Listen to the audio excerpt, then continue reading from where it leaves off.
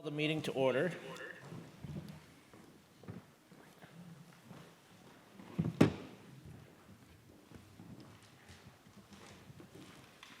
First on the agenda is to approve the agenda. We'll have to make an addition at the bottom to add a discussion to talk about some sewer line changes on Sand Hill. Yep. Do it after the budget? Yeah, just do it Okay. after the draft budget there. So let's add in. We're adding a discussion after the draft budget to discuss sewer line change on Sand Hill. And then Denise moved it, and I didn't catch who seconded it. I did. Paul. Was there anything else to add to it, or? No. It got so fast. I was gonna say, They're moving it before we even finished talking. Better than a motion. Is there anything else that we have to add, or is that good? Not that more. Okay, so we got all in favor? Aye. All right. And so, so tonight, welcome, everybody. So we started, at the board anyways, about 2 years ago, we started a conversation, not as in-depth as the community had over the last month, which was great. But we started to have conversations at the, the higher town level on kind of like how do we do, you're echoing. How do we do, It just came out of unmute by itself, I don't know. how we do things in town. Wait a second, what? People online can't hear it. If I'm muted? I am muted. Turn your sound Off my computer. All right, hang on. I thought I had. Okay, thank you. So we started these conversations at the board level about 2 years ago when we were trying to figure out, for anybody that was here, about, we've always had a constable for a very long time, and what were we getting out of the constable, because the constables had changed over time, and we weren't really getting that activities in the community that we were looking to see. So we started kicking around the option of, well, actually a lot of options at that time, but the one that we ended up coming to was to start to put some hours at the sheriff's department to come in, and so this past year has been more of like we'll call it a trial, like bring in the sheriff's department, let's see how that goes. And then this time of year, we were going to plan on kind of evaluating how that went, and do we want to see more or about the same, or change some things. And then the neighborhood conversations started at like perfect time, right? So we were able to kind of put that just in front of the budget, which we're going to start talking about tonight. So at that time, a lot of things that the board, for anybody who was here, I know LV Owen's been here several times, is some of the big high level challenges that we had here in Bethel were speed, especially in the village, from village town, and then obviously on some rural roads we have some speed issues, right? And then we were starting to see an uptick in just the behaviors that come when there's not a lot of watchful eyes out there. So, we started having some graffiti, and there was some minor break-ins, and there was some drug activity. So those were some of the things that we were experiencing. So now I think Bethel, looking at it the last year, like Bethel as well as a lot of communities in our area are experiencing increases of these issues. So it was really a good time to kind of evaluate like what, and we have the Ryan here as well with the Sheriff's Department tonight, so hopefully he can answer any questions if we may get stuck somewhere. So Elvie, did you guys have somebody that wanted to talk or speak to? We were kind of all gonna just present. I don't have anything. But you guys have a 30-minute presentation. We're sharing the load. All right. Okay. Nice. And Owen helped me through the thumb drive thing. So for right now, do you want to just do the presentation, and then at the end we'll start to take some questions? Okay, sounds Where good. would you like us to stand, or do you want us to just stay right here? As long as, Finn, where do you want him? So you can see him on camera. Okay. I don't think so. Finn will holler if we can't hear him. Trace, we hit the little projection screen thing on there, and Mm-hmm. it looks like it's not. Because I had to mess with my speaker. There you go. Well, hello, this is awkward. Maybe we should just stand off to the side. You can stand by that table if you want and use it. And turn the mic. Here, so The mic is everybody taped can now, see so us. just turn it around. So we wanted to start by just introducing ourselves.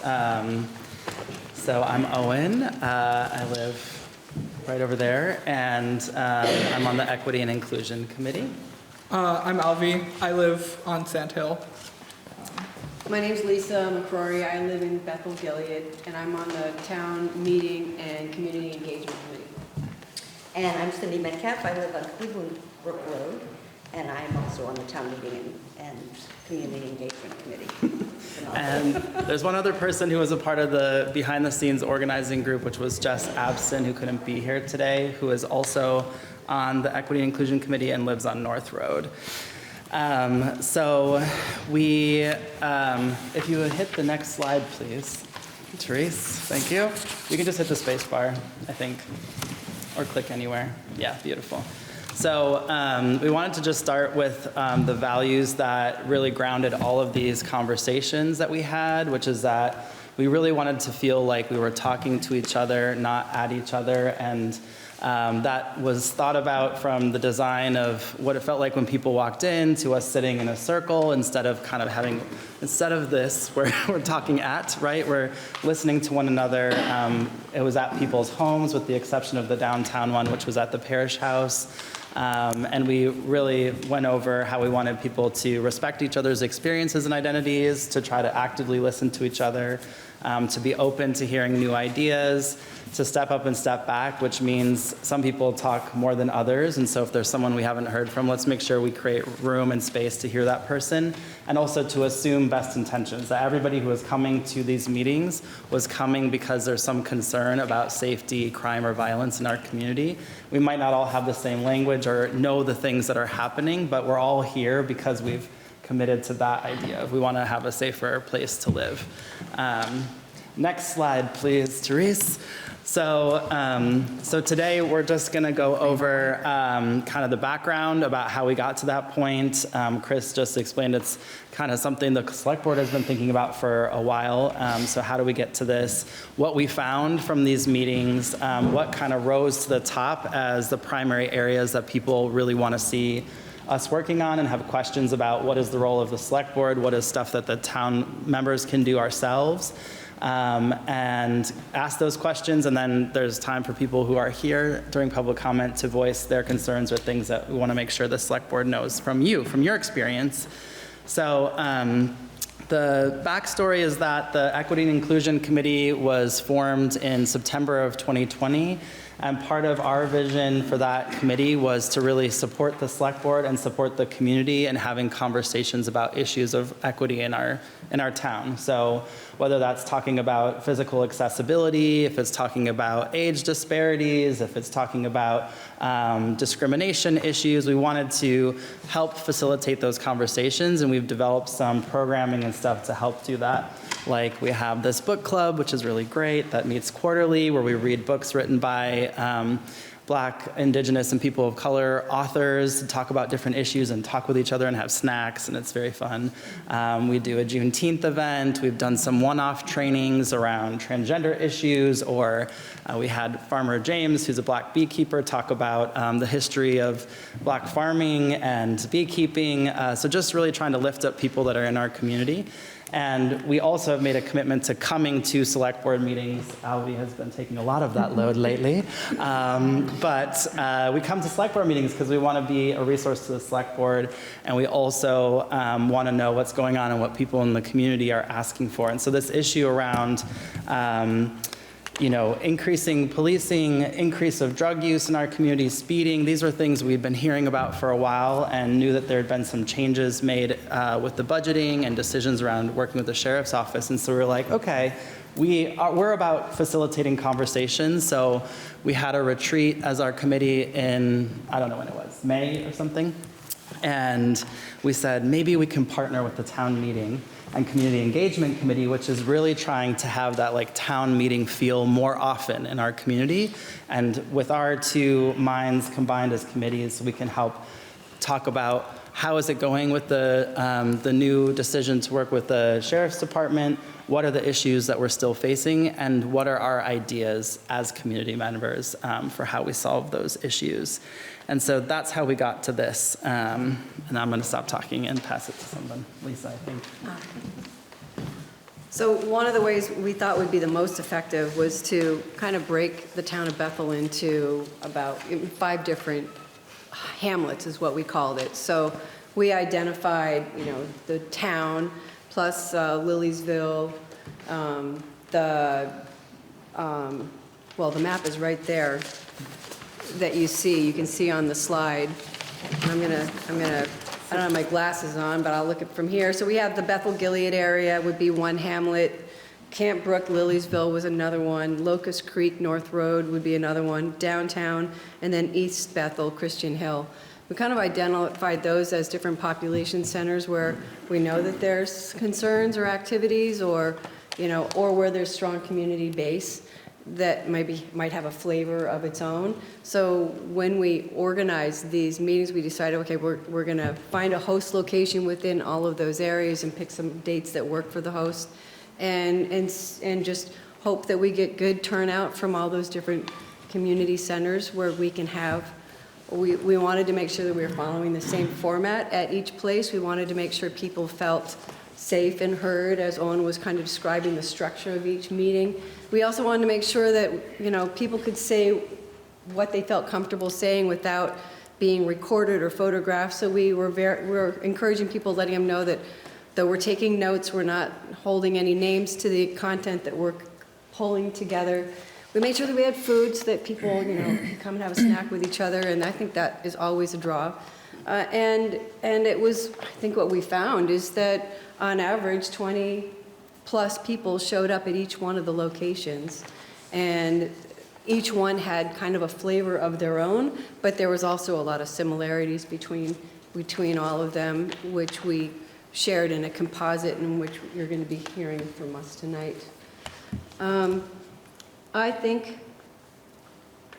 we wanted to make sure that people were feeling safe. We oftentimes, the weather was a little warmer than it is tonight, so we were having like outdoor settings around a campfire if that was conducive, and indoors, like we had one at the parish in town for the town center hamlet. And I'm going to pass this on to Cindy now, and she's going to talk about how we got the word out, which I thought was a really nice, creative way to do it. Yeah, we did a basic media plan, which involved posters. Ellie delivered them around to various places in town. We did a press release. We did posts on Front Porch Forum and on Facebook. And one of the things that was kind of a sub-goal one of us mentioned early on was we wanted to resurrect our Citizens Plus model, and which was a model to organize our neighborhoods after Irene. And so I went and visited with Ellie, who still has her list from way back then, and I divided all of the roads into these neighborhoods. And then we gave the hosts we gave them this, posters, and they went door to door and talked to their neighbors and invited them to this little gathering for this purpose. And I think we turned out over 100 people Between the 5 locations. town-wide when all was said and done. So I think that little Citizen Plus twist on, having one-on-one conversations with our neighbors was a very useful tool in inviting people into the conversation. And another thing that we wanted to be on top of, because we knew that there are some touchy issues we were going to be covering, is how to be prepared to de-escalate something should something get, highly emotional or someone get aggravated within any meeting. So we met many times in preparation for these meetings so that we could think about all the different possible scenarios that could happen and know that we had a plan for it. So we made sure that there was a note taker, that we had a host, but we also had 1 or 2 other people that could be, getting people to sign in, but also to be there on hand in case something were to get maybe elevated in an emotion. And thankfully, nothing like that actually did happen, but we were prepared for that with certain thoughts and ideas in case something like that did come across. Because we knew that within every hamlet, there is sometimes a drug house or a house where a lot of activities happening that's been making people feel unsafe. And in our Bethel Gilead area, I literally handed a flyer to that household, knowing that they could they could be part of the conversation in person. So anyway, we were thinking about all the possibilities so that we could make sure that everybody felt safe and that we had a plan. So I think you're next. Yeah, is that already the slide? Next slide, please. That's it. Oh, great. That is, yeah, we're already there. Cool. So the next thing is just the findings, the issues facing them. So these are from the November 12th meeting, right? No, that's I'm getting ahead of myself. But these are from the notes that we found then. So excessive speed was obviously a big one, as well as aggressive driving. Significant increase in sale and use of meth and heroin. And then there were 3 specific houses that were listed, even though others were mentioned as like more minor issues in certain communities. And then related health concerns to needles and just also related break-ins, theft, violence, but also mental health and stuff like that. Yeah. And you can see in the document that we put together, which is really from all the notes of all 5 meetings, there's some more specific examples of things that And I have a couple notes that from came the up. 12th to add to that, I think, that I don't know if got added, that I can share after. well, we did send those, the 12th notes. You did get both Yeah. of those? Okay. So that was really revealing, and it was interesting too, like I think in both places that I went to the downtown one and the Christian Hill, East Bethel one, there were people that came to those that thought, everybody here is here for the same reason, but there was someone there who was like, I don't know what any of you are talking about. I had no idea this was going on. I'm here for a totally different reason. And so there was a really great thing that wound up happening of just like neighbors talking to each other, and I think organically, I know in Gilead, for example, in East Bethel, like, oh, we can tighten our neighborhood connections and maybe seeing where some people have been left out of conversations or bringing more people in, which was super exciting to see. So we did ask folks how their experiences have been with the new Windsor County Sheriff contract, which is the next slide, please, Therese. And you've become our Vanna White. Thank you very much, Therese. So overall, residents who did interact with the sheriff's office had a great experience with the sheriff's office. And what we did find is that there's a feeling of frustration and hopelessness of you calling the police, asking for something to happen, and then it's still not addressing the issue at hand. So how are folks that are selling drugs, we know who these people are, we have videos of these people, we know where they live, we know what time they're selling, like we have so much information as neighbors and yet nothing is happening. That was a frustration that went across different communities. And then the issue with excessive speeding, some neighbors saying this has been such a big issue, like on Camp Brook, for example, and we never see anybody here Can you doing just sign speeding. in, please? Sorry, maybe his slide. Hey, Nancy. So there's some frustration of like, yes, the interactions with the Windsor County Sheriffs are great, and why is nothing changing? Right. And then there is also a common feeling that the Windsor County Sheriff may be working the wrong hours, and what we learned is like we know what those exact hours and locations would be great to have someone, and so that's some information that if is useful was generated from this process. And then another thing is that some residents didn't know how to contact the sheriff's office, so we heard from in different locations calling 911 sent people to Vermont State Police, and then there were a lot of frustrations with Vermont State Police as far as responsiveness, even just sort of like tone and attitude on the telephone in crisis. And so if there's a way that people can directly contact the sheriff's office, that would be good for us to share with people. And so, yeah, neighbors' experiences with the Vermont State Police was less positive. But I do want to say that some residents also noted that the police themselves are driving too fast in town, not only in high-speed chases, but just while on patrol.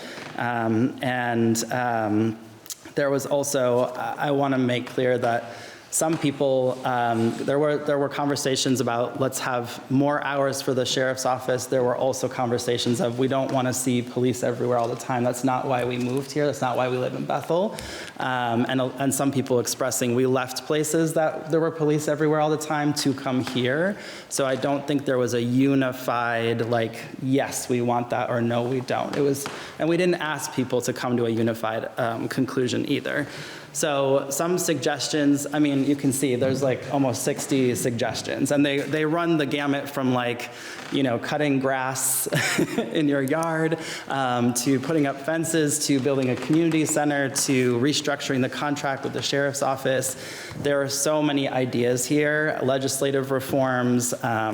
Someone wanted the governor to come and see what's happening in our town. So there's all different levels there. But what we found on the 12th, which Alvy will go over, is just what some of the commonalities in each of the neighborhoods, what are the immediate priority areas, and what are some of the long-term goals. Yeah, I think there's a real desire that we heard of strengthening our communities. There was, everybody thought more conversations like this, so I know what's going on with my neighbors, so I know my neighbor's phone number, how to contact them. But also, like you said, where you went and spoke to someone who we know is selling drugs in our community, there was also some conversation there. There's some relationship building that maybe could happen with some of these folks to really find out, why are you using? Why are you selling? Some people have tried that and maybe have exhausted that avenue. But there were some examples of hopeful, new relationships potentially to be built to try to meet on that human-to-human level with people too. It was very exciting, and I felt so proud of Bethel and the people that showed up. It was awesome to just have people really, really showing up for their community. So that's me again. I mean, we've kind of heard about attendance already. Attendance was about 20. I mean, it leaned, I was at all 5 conversations. Some of them were closer to like 10 people, but one of them was close to 30 plus. So I mean, and then the follow-up one on the 12th was close. I think we said like 50-ish. 65, yeah. Somewhere in there. It was packed in here. It was very warm that day. And so it was, and I mean, the follow-up here even, I mean, this is great attendance for a Selectboard. Alvy, is there another slide after this? I think if you keep pressing it, things will pop on. Yeah. There you go. Oh, okay. There you go. So we had goals for the November 12th meeting, and these were kind of them as they pop on. So ensuring that residents know how to contact the Windsor County Sheriff these were identified as priority solutions. These aren't the goals, sorry. These were the solutions that we broke out into groups based on those kind of community the neighborhoods that we developed or whatever.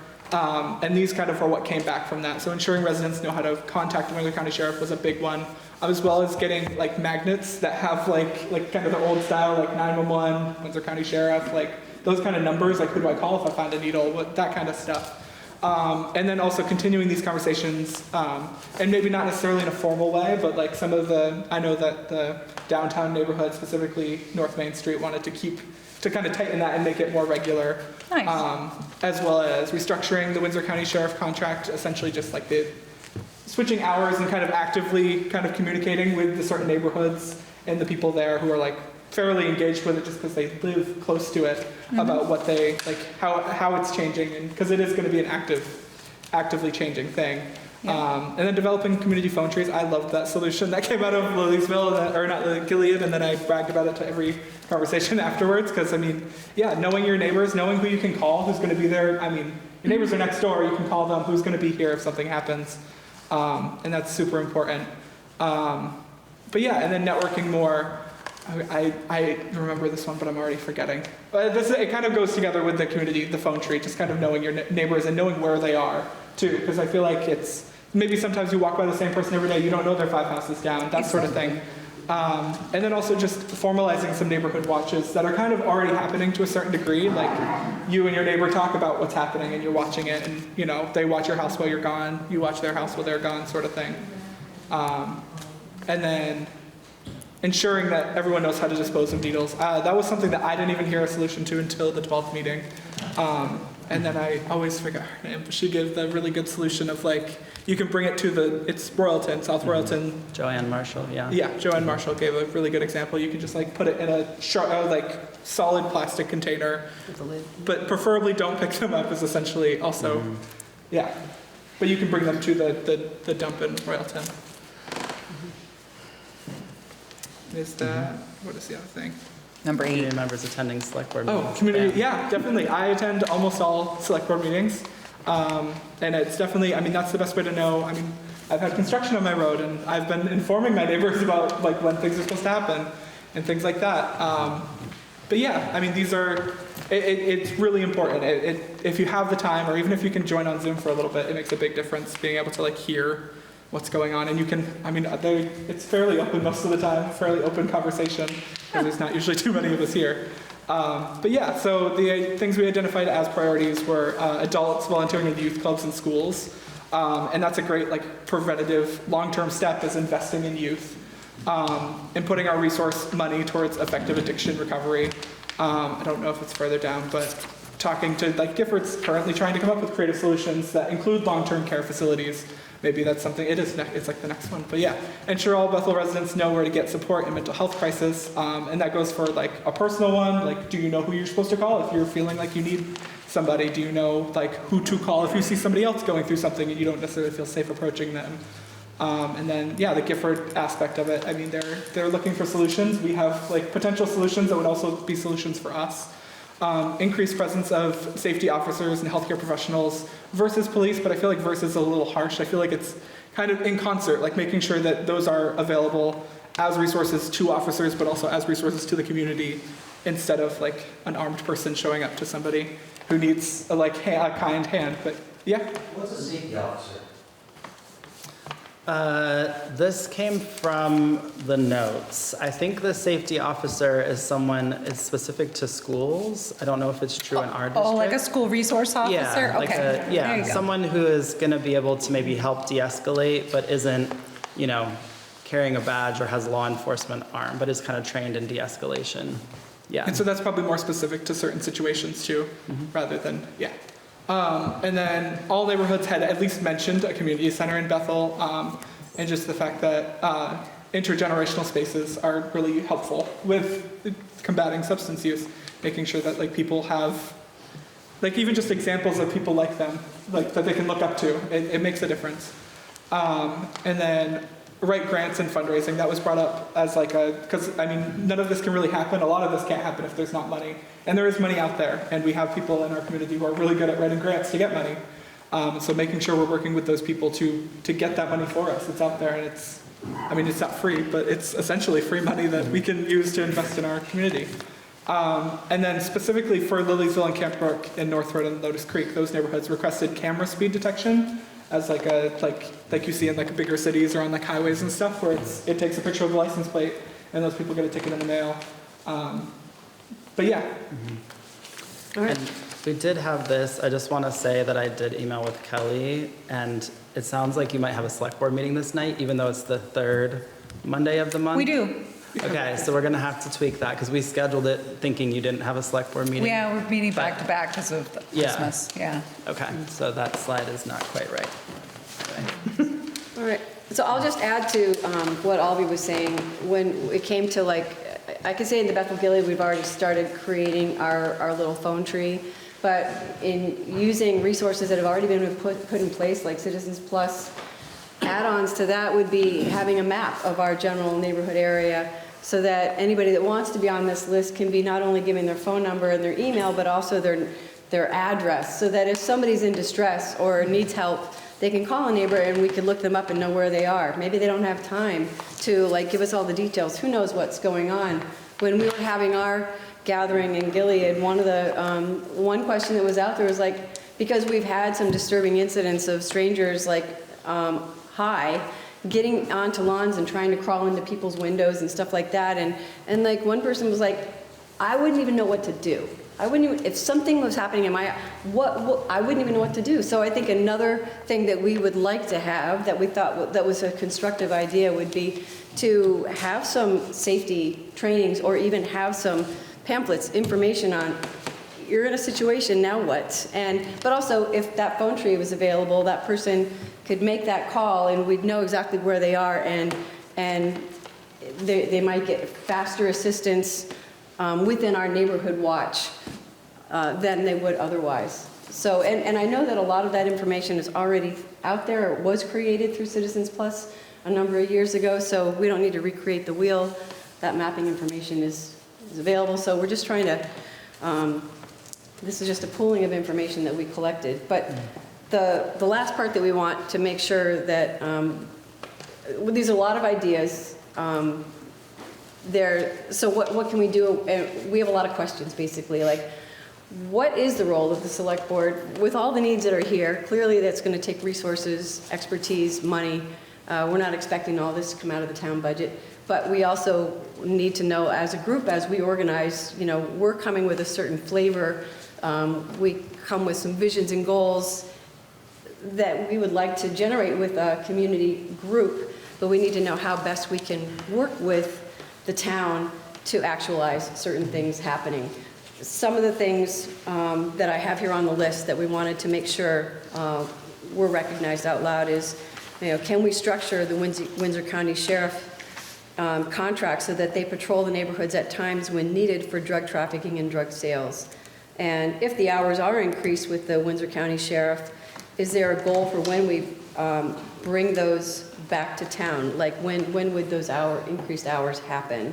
So do you want to answer the questions as you go along? I think that, I think we wanted to make sure that they all got said first, Okay. so that nothing gets missed, because if all of a sudden we get into a dialogue on one, Sure. we might run out of time. No, that's fine, Lisa. I Okay. just want to make sure. The third one was, how much of a financial burden to taxpayers would an increase in the Windsor County Sheriff hours be? So those were, Windsor County Sheriff specific questions. Many people want speed limits lowered. What is the process for doing that? Some neighbors have video and photo evidence of drug trafficking, and is this helpful to the Windsor County Sheriff? What can we legally do on our own if there is an altercation, or if there's something that's not feeling safe in our community? Independently acting and/or, okay, so within our committee is, how best should this committee function? Is it best to work within the town as a town committee, or is it best for us to work as an independent community committee? And then again, just clarification on how we can best support the town and the select board, and how best should we be running or functioning as a group. And as far as fundraising goes, then, there might be an ask for a small amount of funds to be available so that we can pull in meetings, have meetings, maybe even just neighborhood watch signs or other things. But ultimately, for some of these bigger ideas, we're going to need to fundraise outside of the town budget, and just getting clarity on a lot of those matters as things get generated. Anything else? The last one is just that question of speed enforcement cameras that came up in Liliesville and Locust Creek area. Is that something that has been considered? Could we consider that, which would be, the camera that takes a picture of your license as you're going 60 down a 40 and sends you a bill in the mail, which is something that happens other places, which was an idea that came out of this. It was a top number one ask of those two communities, was for speed camera enforcement. Yeah. So those are the ends of that's the end of our questions. Yeah. And maybe we can, I don't know how much time we have left, but this is where we can dive into some of these. Yeah, no, it's 6:37, so yeah, it was about 20 minutes or so to the library, but I'm happy to answer some of your questions. Okay. Certainly, so let's talk about speed limits, just because we did this one recently on Gilead, there's state law about how you can raise or lower a speed limit. It isn't strictly up to the select board's discretion to just willy-nilly lower a speed limit. You have to do a speed study, and then you also have to take into consideration, the community. It used to be just the speed study, but now there's a few more factors. We were able to lower the speed limit on the first mile of Gilead recently because we did do a speed study, and the speed study supported the reduction. If you want to decrease the speed on your road, say, we'll use Gilead as a perfect example because it was a 40, and you want to drop it to a 35. If everybody that's going over there, the speed study, they're all going 50, it looks like we should raise the speed limit and not lower it. It's a weird state law that I think should have been corrected a long time ago.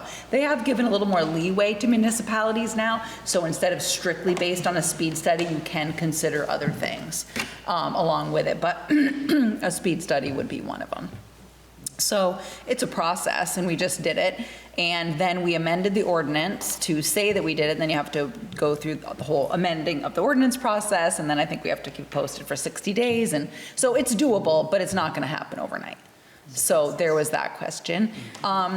The one about the speed signs, and no, we haven't considered. I don't even know what they would cost. I know that the flashing speed signs that we purchased for the village were about $4,000 a piece. What we had done, as you know, later in the night, we're going to be talking about this is just a strictly draft budget. I'm still waiting, have to change some numbers from the highway and the fire department. But what we did do after a conversation with Jordan, who'd gone, I put in the increase in policing. We're currently getting about 24 hours a week. And Ryan is great about it. If we say, hey, we have an issue somewhere, he has contacts on Gilead, he has contacts on Christian Hill, people that text him and tell him what's going on. So just because the first draft of the budget, you just throw everything at it, see what it sticks, So to go from like 24 hours a week to 48 hours a week, so is an addition, it raises the budget $100,000. So right out of the gate, nothing else changes, it's $100,000 more. So just because it's in there doesn't mean staying, but, and yes, we can always talk with the sheriff about his hours and stuff, and obviously he has other towns, so we have some limited discussion, but we can't call the shots all the time because he is the sheriff and he has discretion. He knows who he has for people. So that answers. So what was the other question you had? Some others would be neighbors have video. So this goes to. Those would be, but yeah, that would definitely be something the sheriff would have to ask. One of the questions that I don't have written down here, but there's an interest in putting up neighborhood watch signs within certain neighborhoods. Are there rules for that? Yeah, I printed out the flyer for you there. I printed out 30 of a flyer about 211 that talks about all the assistance that people can get through 211, whether it's drugs or food insecurity, or there's a whole bunch there.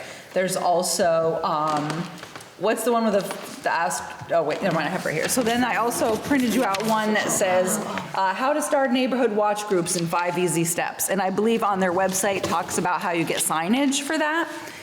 Vermont Help Link on how to get, they do all alcohol and drug support center. So there's that information that I printed out there. And then what to do if you find a needle. And I have given this information to Kelly to print out because I know that your health officer, Chuck Davis, attended one of your meetings, and then he got a hold of us like the next day on how to safely dispose of needles. So we put that information out, and Kelly did it on Facebook and stuff. So neighborhood watch signs wouldn't be a zoning issue. It's, you just could follow the process and see if there's a cost for you to order them. If there is, that's something I'm sure that you could discuss with the town, and we probably could find some money in the budget to perhaps, offset that a little bit. You talked about the phone tree and some other things that you did after Irene, which are great ideas. And my personal opinion is that you kind of do that as a community group outside of the town, because once you organize as a town, remember, that becomes public record, that information that you collect. We don't have everybody's email address, we don't have everybody's phone number, and there's a reason for that, So I think that in communities, if they all set up, if neighborhood watches, I've been through their website, sent some information to Ryan, sent some information to the sheriff. That is actually a really good program, and there's online software so people can communicate through the software, get resources, and so that may be a really good avenue to pursue is Neighborhood Watch. It comes with a lot of support. I was really surprised at the depth of their website, for sure. Excellent. I guess the next, so how best should we function as a committee or a subcommittee? Yeah.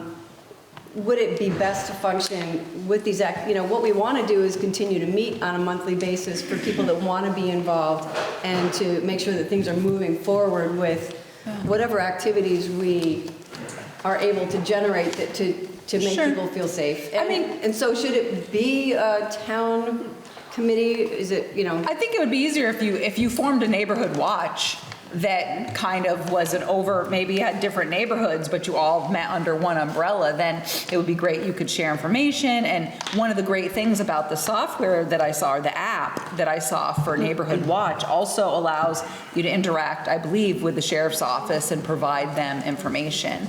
I know that what was mentioned here was a community center, which is a great idea for down the road. We will be looking next at a new town garage, which I assume is going to run at about the $1.2 million,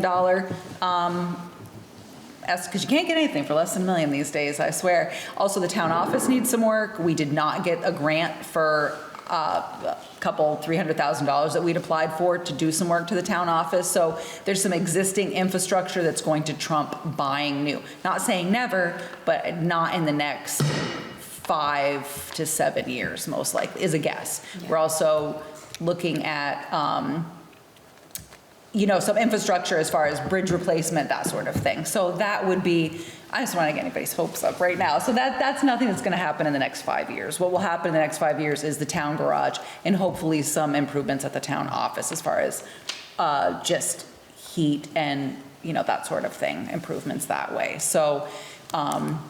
So for fundraising, obviously, that would, for Neighborhood Watch, if you were just fundraising within your Neighborhood Watch group, you guys could probably figure that out. If you were trying to fundraise for a big community building, that would have to be an offshoot of the select board, because then it's town money, then it's town policy. But it doesn't look like you're probably headed, you're smaller fish, and then you're headed down that road. there have been some examples of the school, helping clubs to happen after school. And Absolutely. also utilizing the school for after school activities. Yeah. As maybe a bridge towards a community center. Yeah, I agree, because they do have, obviously, and you give money to One Planet in your, in your annual appropriation at town meeting. I would be curious about them bringing back the DARE program, as well as, hosting after-school community events, because I do know, Owen, is it Mary Shell? Yeah. They did have a big grant that was used to bridge community, so they had a significant. But we have a very active recreation committee who's doing programs. We're working with the community. We're working with Mary Shell. She's giving us money for programs. So you have a very active recreation committee that really wants to expand what we're doing and the functions that we're doing with Mary Shell and things that are going on, like they got ice skates for the kids and stuff like that. So I really want to emphasize that, don't forget the active recreation. Yeah, and so certainly the Recreation Committee has partnered with Mary Shell, and they were sitting on a chunk of change, money-wise, that they needed to do to increase community engagement. So she would be a great person to talk to about, after-school activities. You also give money to the senior, South Royalton Senior Center. I believe last year you gave them $10,000. There are some other facilities nearby that if you look at your human resources appropriation list that you've done in the past, and of course Paul's better versed at this than I, but you do already give to certain organizations that may already be willing to, partner with you or the school or in some sort of programming as well. So may I have a question and a comment for this group? I am so excited what you're doing. You're doing an amazing group, and I'm so excited to be a part of it. I was in the part of the Locust Creek, which was that day was cold and rainy. It was the one day that One day. we got so lucky. It was like 70s the rest of the So our group got shortchanged because we didn't get to finish. And as I brought up at the last meeting, the big meeting here, we wanted to talk about domestic violence. That it didn't get addressed at that meeting. I live on a street off, North Road, whatever. In my little block, within my block, there is 4 incidents or 4 domestic violence cases within the last 5 years. For me to be able to look out my front door and see true cops, and to see a cop take the person living across the street from me into a cop car, and I learned that it's a domestic violence case. I don't know, with those kind of things, you don't know what to do. Or we have a house that's condemned, the person can't live there, that person grew up in a domestic violence household. We did get her involved in Girl Scouting for years, but you don't know what to do. And then we had a case of a minor. So I don't know if you guys can work or have more discussion on domestic violence, or you can, have suggestions on how we can, because I feel, looking at those 4 families or situations within a block of my house, that those people are not getting the support they need. They're not being, they're also not, people are not accepting that they got victimized, and they're not being included into the community. Well, I think that some of that are issues that domestic violence, whether it's verbal, physical, it occurs all over the country, the United States. Bethel has a And high rate. I'm sure that you do. I think that if you looked at most communities that you do, that you have that. And there's resources out there, obviously, for people, 911, 211, therapy, counseling, Right. For needs. The town is not a social service agency. There are And 70 people within the last year that have used Safe Line. yeah, absolutely. So I don't know. And I'll remember too, not everybody that has a Bethel mailing address is a Bethel resident. So, Right. and that's great, but their example is a resource out there for those people to get help if they want it. And Right, and those people are reaching out. that's great. But they're reaching out, but I don't know if we can be, in a way we can be more supportive in some way. I think as long as people have access to resources and, So at the select board, like we have, I'm not kidding you, we talk about almost all of these every things. 2 weeks. And the challenge that we have as we'll say a town, select board, is that our control over a lot of these issues, we don't have the jurisdiction to do it. And it's frustrating to us because we would just like to fix it, right? But there's so many layers to this cake that we can't do things. And I hate to say it, a lot of it is just failed policy in Montpelier for decades. And it is finally trickling down into these towns. And we've seen it just in the last year. Anybody that travels around the state has seen the last year homelessness on the rise, drug addiction. It used to be, you saw the drug addiction once in a while. Now you'll see it broad daylight, everywhere. And it's really frustrating because we sit here going like, what can we do about it? And we have all these talks, and it's like, well, at the end of the day, okay, maybe we can take on speed enforcement. Like, that's like, not that that's what we want to do, but that's like the only thing that we really have any type of say on in the town is, could we do some speed studies on certain roads and change some speed limits, or like we've done in the past, you know, do some of the speed enforcement signs, but they're only as good as you have enforcement, right? And the sheriff's department does a good job of doing enforcement in those areas. But where we get like the rocky slope is like we get into like drug use, like we all know where the hot spots are. Like we could all go right now and just knock on every door. We know where they're at, and law enforcement knows exactly where they're at too. But either two things, either they're hamstrung where they can't do anything to these individuals, or when they finally are able to do something about them, they go, they're in the station for 6 hours and they're back out on the street. Again, because we have failed policies in Montpelier to just release people, release them back into the public, right?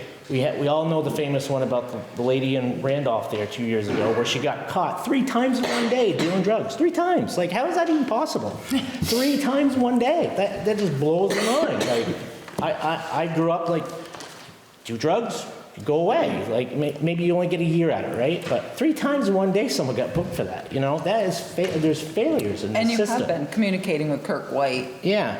I mean, it's just, I don't know why. I mean, we put together protests for all kinds of things nowadays. I don't know why we don't have protests in Montpelier with signs and, you know, what are you going to do about drug addiction, drug abuse? We shouldn't be picking up our own needles. You know, there's so many layers to this. It's disgusting. I will say, and it's, you know, it's unfortunate, but Bethel is in a very similar position of a lot of other communities. And I've been reaching out to other communities, either similar rural communities that have the same issues, like I pick up the phone and I don't get anybody for 45 minutes to an hour, or maybe not at all. And a lot of those are having those issues unless they have their own local, you know, police department or something like that. And I know for many years we were used to like picking up the phone and state police were right here and they would like instantly, you know, we had Trooper Feeney, we had others in town and like they took care of us, you know, and now we don't have that. And it's, you pick up the phone and now it's like, what do we do? Like, do we have to take on this responsibility ourselves? No, we can't, because there's laws against that too. So there's, you know, like we can't even protect ourselves anymore in Vermont because we're likely to go away faster than the person breaking into the house. So I really, the challenge, and I'll let Ryan speak to a couple of your issues just so that maybe he's got better input than I do, but also maybe be able to let you know what he can do and what he can't do with some of the issues that we have here. Is, you know, even in, like I reached out to our 2 closest communities, Royalton and Randolph, and they both have full-time police department. They have 3, 4 police officers, and they're having the same issues with full-time police department. Same issues of drugs, speeding, you know, all these things. You look at Burlington, they have 92, well, I don't know if they have 92. They're supposed to have 92 officers. And, yeah, and they're having the same things. They're, gun violence, murders, everything's up in that community.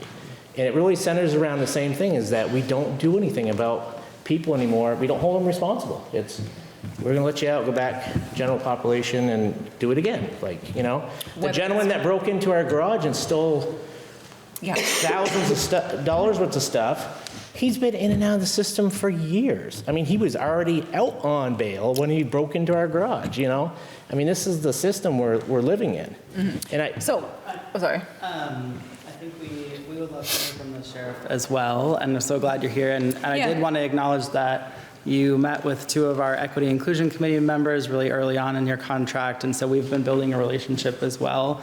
But I do want to just respond to that I think one of the things that was really exciting that came out of this is that what you're describing is that a police model alone is not going to solve this problem. And we agree completely. I think everybody agrees with that we need smarter policing, but we also need other things like prevention. We need support for people who are navigating addiction. And so we want to kind of think about those things together, because if we're not addressing sort of the root causes of why people start using in the first place, we're never going to solve the problem.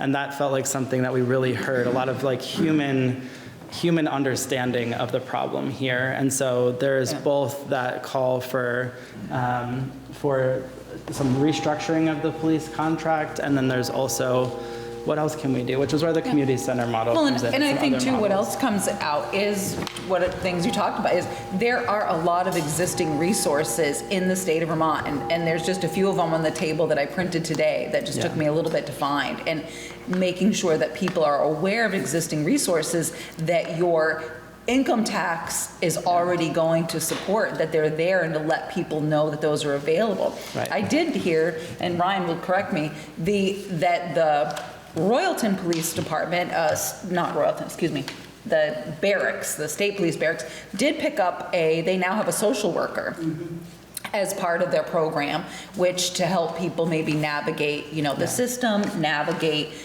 some of the issues with addiction and things like that. And I'm not sure that I think there is plenty of resources. I think it's a matter of people realizing that they're there. People don't even know how to contact you, so that's a big Which I problem. can't figure out. So, 911, check the website, look at. 911 doesn't direct them to the Windsor County But people Sheriff. have smartphone. I'm just surprised, Well, but it's Not on our everybody has website. smartphones. When someone- We Yeah, that's don't true. assume that there's Yeah. a lot of people But still it's- living in the community without even computers, so. And it's a good idea. We could put some more stuff in the paper Right. and do some more, Right. we've always had really good luck, the town, with a mailer. And I think I gave someone the sample, it was the planning commission, a sample of the COVID flyer.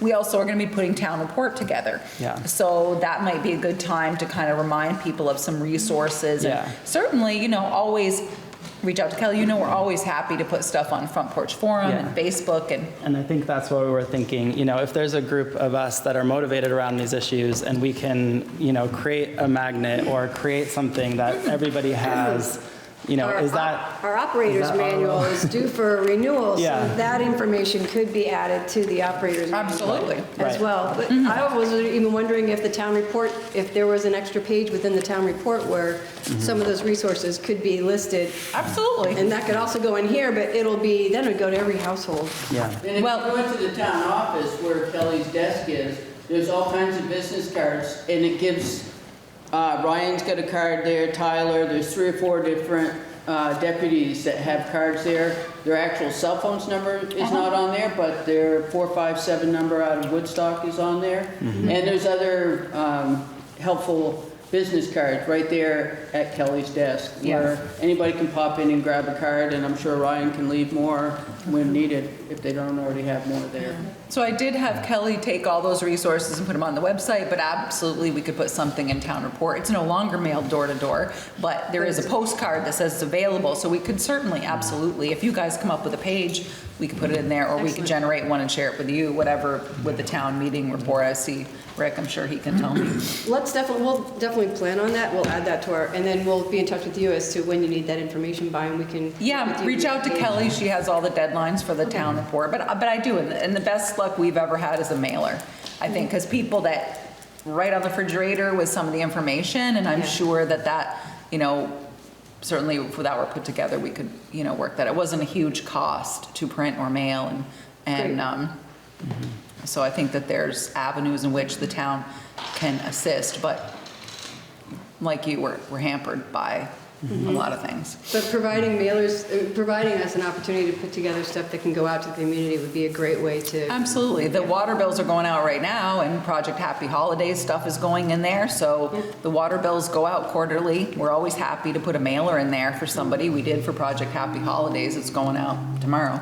And so that's something too, and that's gonna hit like 300 people, or 300 addresses at least. So that's also something. It's not everybody in town, but it helps spread the word. So we're happy to do that as well. But yeah, I think your more specific legality questions are for Ryan. I don't know what you do with videos. I don't know what your legal rights are. That's certainly a police. Do we have a minute to hear from Ryan about that? Of course, yeah, I think so, as long as the library's okay. It's 7:02, Trying Lisa. to 5 minutes in the direction. You guys are yipping and yapping. I said, are you okay waiting a couple more minutes? Do you have a list of the questions that you want to know?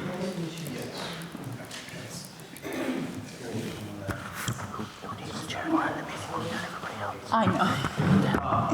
Where's the best for me to stand? Right by where they were is good, right? So, first of all, thank you so much for the committee. They put a ton of work, a lot of effort into this. They brought up a lot of things that maybe I didn't think about, or other, a different perspective on some issues in town. So I'm going to run through some answers maybe to these questions real quick, and then hopefully we can continue the dialogue. And I think I got invited on Facebook to one of your meetings, and I forgot to put it in my calendar, and I didn't make it. But so, can we structure the Windsor County Sheriff's contract so they patrol neighborhoods at times needed for drug trafficking and drug sales? So, what hours do we patrol now? Does anyone know? The feedback we got from the communities was just that it felt sporadic, but that's also just there. Right. And so it is sporadic, right? We're trying to be kind of omnipresent, break things up. One of the things that we're dealing with, our patrol contract, right, is 24 hours a week. So you break that down, it's 1/7 of a week that we're here, right? It's pretty minimal. So we're trying to make the most that we can out of that. I think that we've been incredibly responsive to Bethel, probably more so than even some of our other towns, that we try to move people around because there's a lot of stuff going on in Bethel right now. So we try to be responsive. One of the things that happens is, hey, a house is hopping right now. There's a lot of stuff going on. Sometimes we send people there. It's like whack-a-mole, and all of a sudden they're playing their own. They got their own phone tree, and now all of a sudden that house is quiet while we're in the neighborhood for 4, 5, 6 hours, whatever that may be. So as far as structuring the contract, we're very open right now, and I think. And hey, I mean, you correct me if maybe that's just my perspective, but I think that we're trying to be very responsive. And when we have intel, hey, something's happening. There's been times where, at our own expense, I sent 5 or 6 guys up here one day. We ended up in pursuit. So over the last month, we've arrested 3 of the major players in Bethel. We've recovered 2 firearms. We've done numerous search warrants on vehicles, all these other things. So we are attacking this head on with what we have. Just from the traditional law enforcement standpoint. We're also very willing to help people and give them help if they want, if they're in a place where they're ready to receive that help. We're trying to be conduits to get help.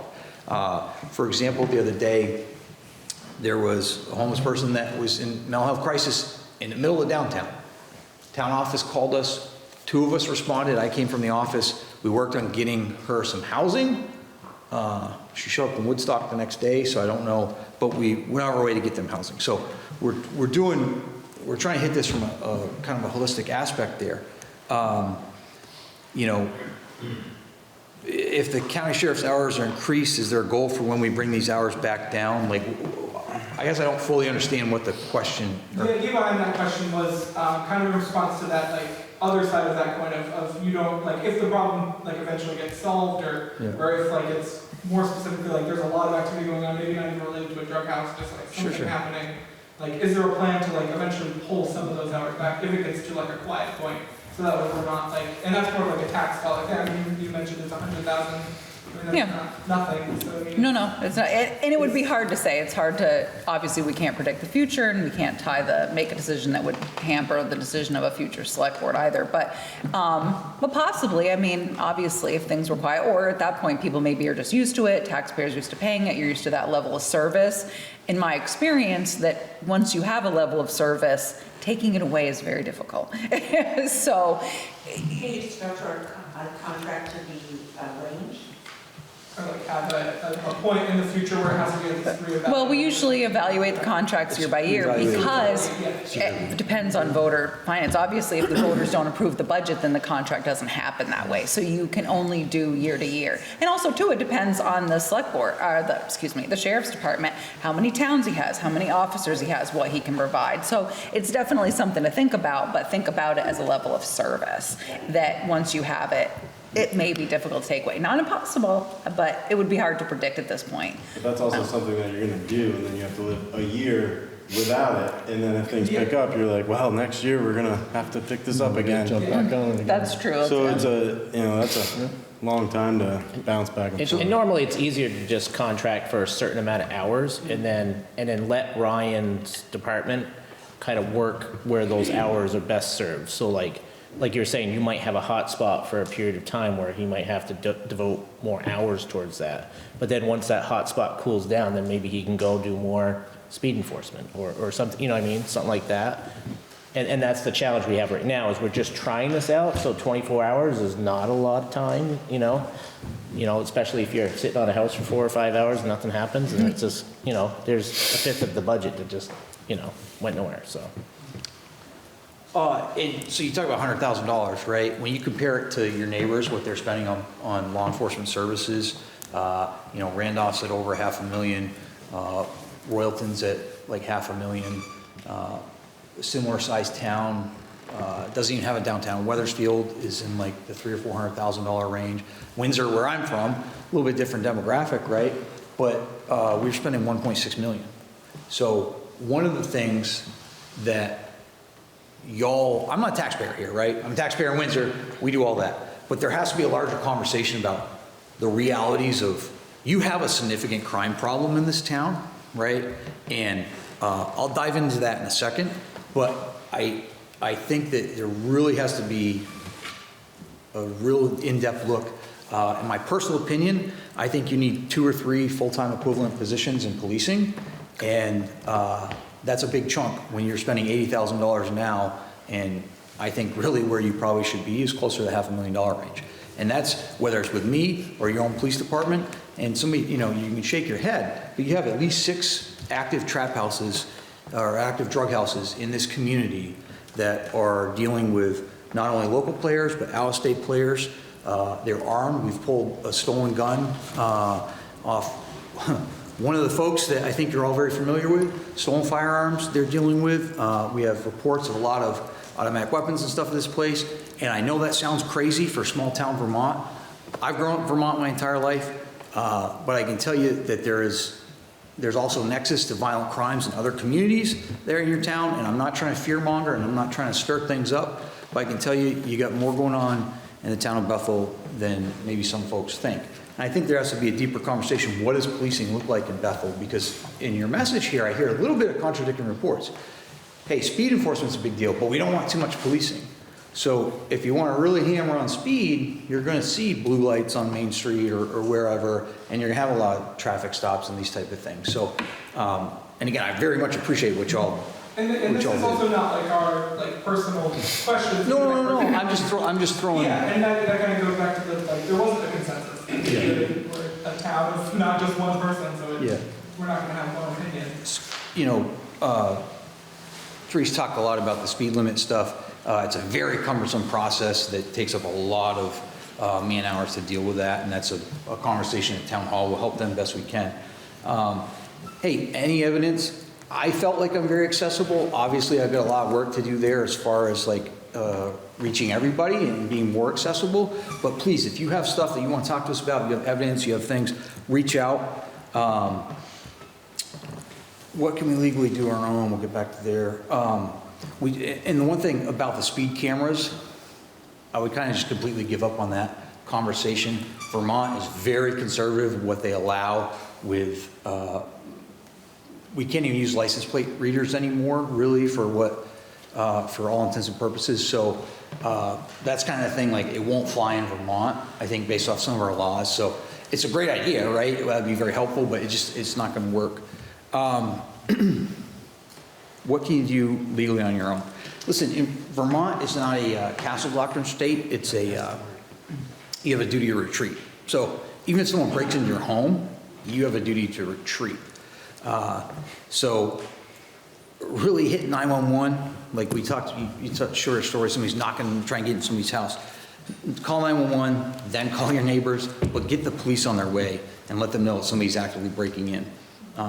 As Chris talked, you know, you guys benefited for many years from having a state police barracks in town that was very responsive. They had a little bit different culture. They had a lot of, the staffing was significantly different.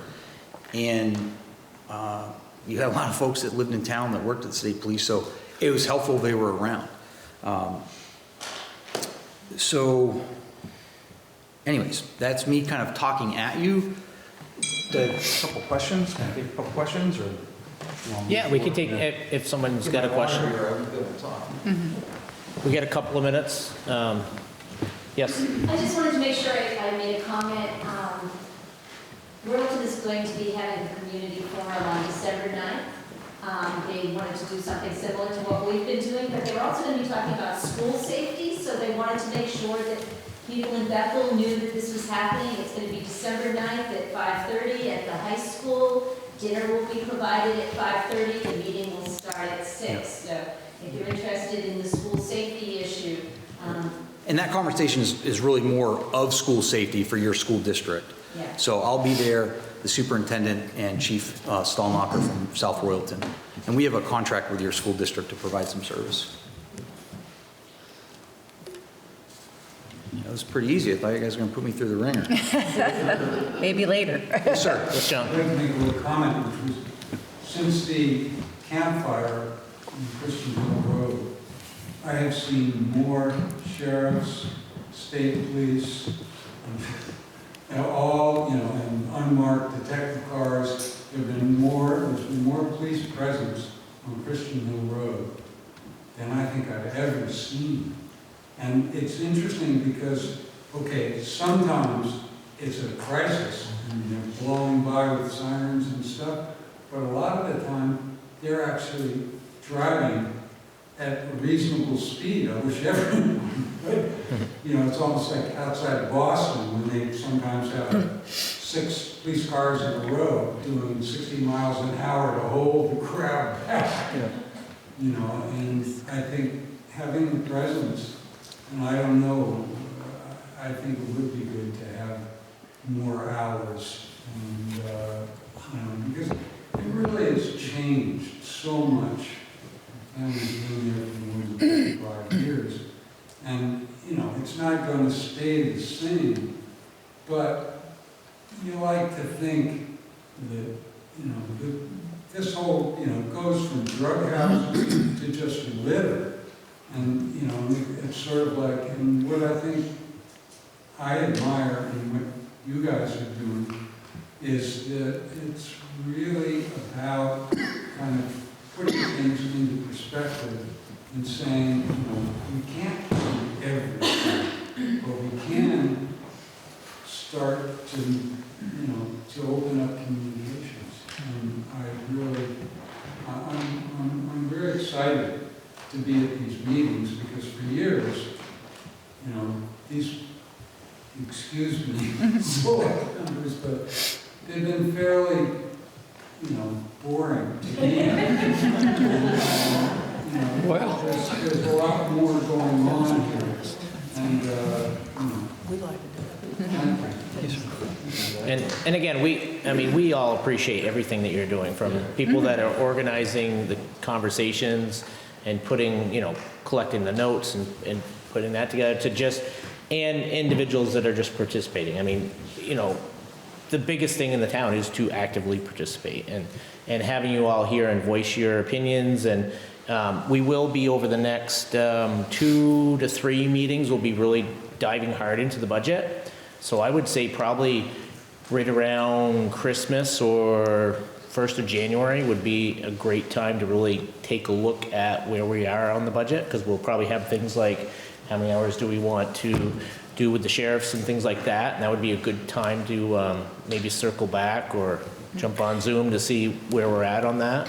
And we advertise those budget informational meetings, but we'll be talking about budget now every single meeting until it gets finalized. I have the full draft right here that we did already, so we'll be looking at that. And like I said, we did put that in there because that was a conversation that I actually had with Jordan, who has a good relationship with Ryan, who is on Christian Hill, and he talks with him and things. So we got to start somewhere. So with the numbers, so. And I was looking on the legislative calendar up in Montpelier. There are some discussions on some bills going on in the House and Senate up there. So that would, and I know it's difficult to navigate their website because there's so many bills and you can't figure half the stuff out.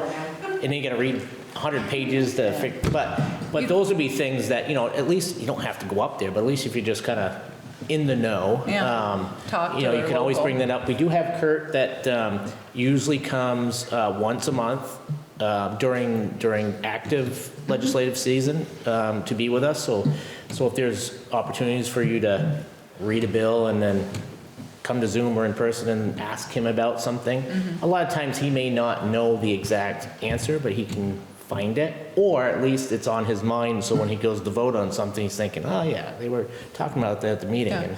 And you guys did, the select board had a conversation with Ryan, with Kirk about bail reform and some other issues. And and he was also open to the possibility of sponsoring some legislation. I think that, depending on, that would be a conversation to have with him, but it was something that the select board talked to him about the last time he was here. He couldn't make it tonight, but he did say he would watch it on Orca later, so he was continued to be in the know. I know he also hosted one of your events, so is aware, but. And there's also the legislative breakfasts. That's right. At the library, one Monday a month, and they usually have that on their sandwich board sign out front and on Front Porch Forum, and you can go there and ask questions. Dave and I are usually there, and a host of other folks, and it's very informative to go there. Just one thing before I sit down, and I promise I'll stop running my mouth, but for example, one of the scenarios we had in town here, I sent, like I said, 4 or 5 folks. We were having a lot of trouble. We got into a pursuit with somebody, 2 pursuits. The second one ended up being, guy got out of his car, run. One of my guys chased him, tackled him, resisting arrest.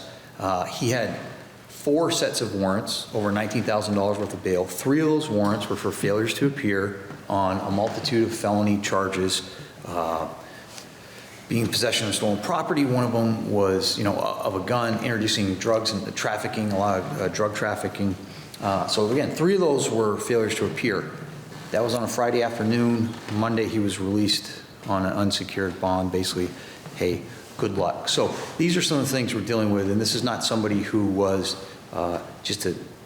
somebody who's down their luck and has an addiction issue. This is somebody who's a major player in the game and out causing a lot of trouble. So I'll leave you with that, and I'll sit down. Of course, I'll be here through the... Well, can I ask a question about that then?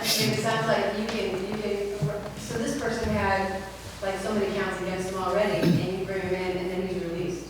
So I guess that's some of the discussions that we're having at some of these gatherings. Like, I mean, you bring somebody in and then they're just, how much, what are we accomplishing when this happens? What's the snag here?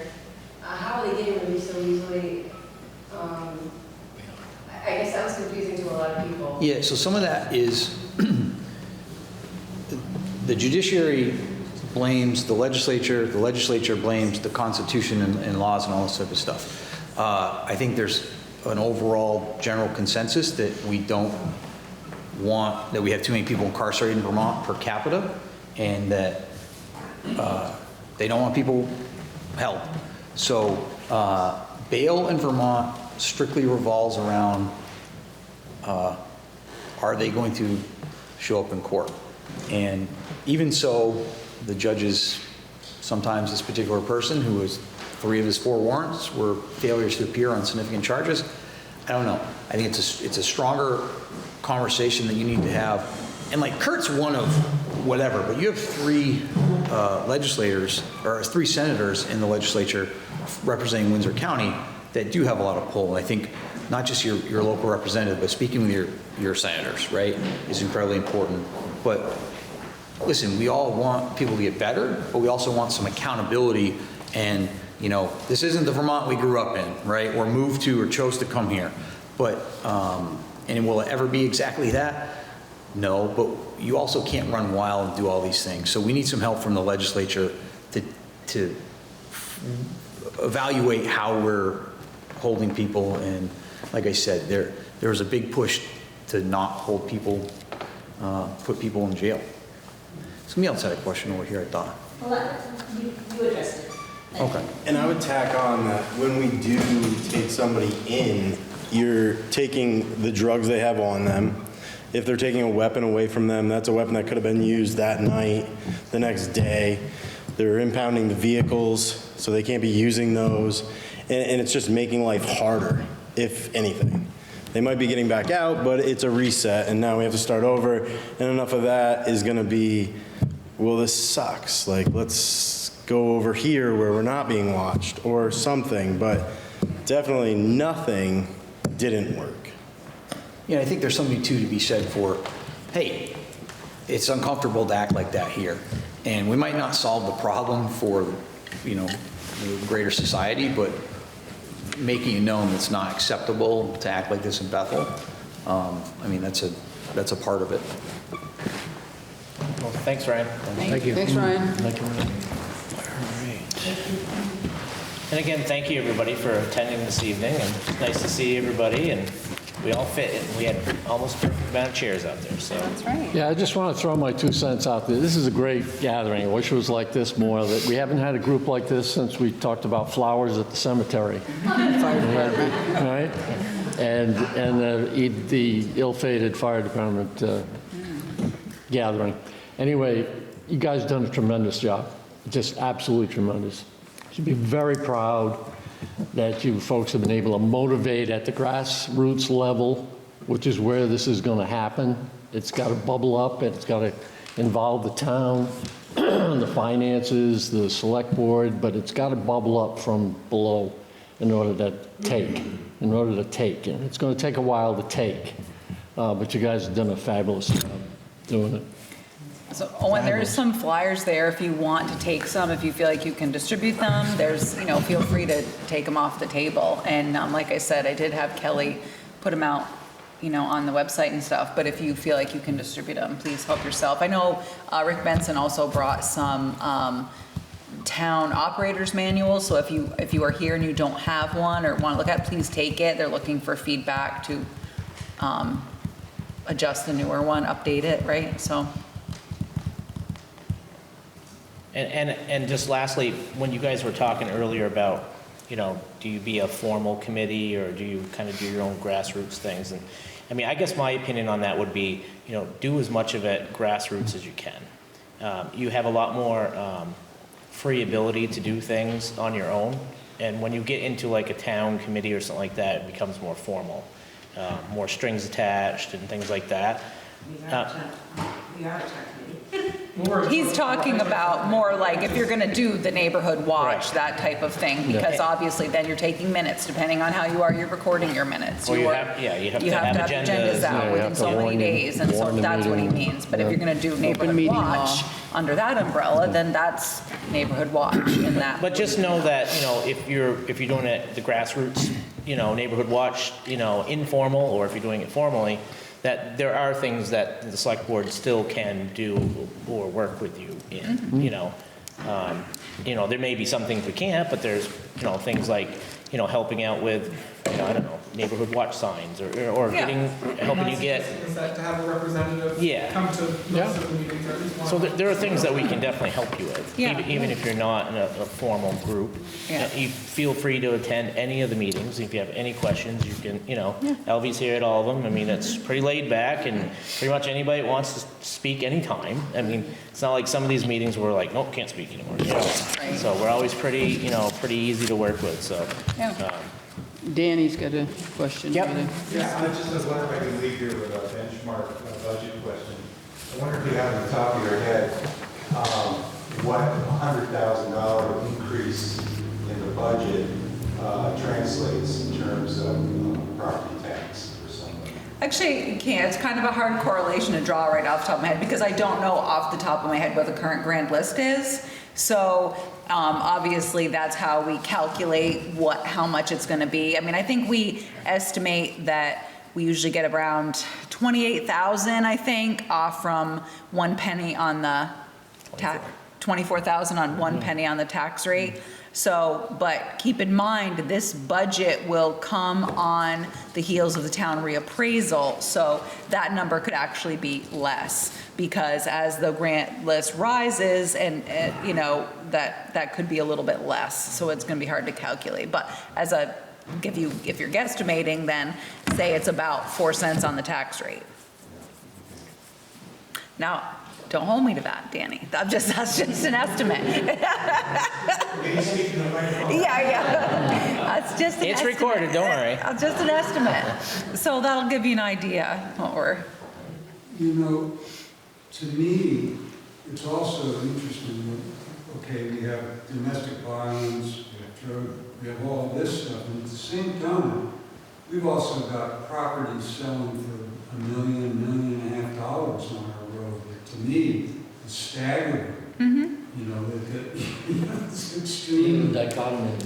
And I know that in the town where, and again, this is probably state-wise, I lived in Colorado for a while, they had a transfer tax that if someone was buying a second, third, or fifth home there, they had to actually be paying money into affordable housing for the people who work in the community, so that the community was not going to wind up being just multi-million-dollar homes that no one lived in. Yeah, I'm not sure how the state, I mean, the state of Vermont has a property transfer tax return, so how they divvy up that money, I'm not sure, but obviously Vermont has a huge housing crisis, and so property is selling quickly, and, you know, with a high margin that sometimes takes people, regular working class people, out of the market to buy, and they're selling quickly because there's just not a lot of inventory on the market, I guess is the phrase I want to use. So, so yes, well, we see that, and that will be taken into consideration when with townwide reappraisal, obviously, and you know, which will be wrapping up here the beginning of July.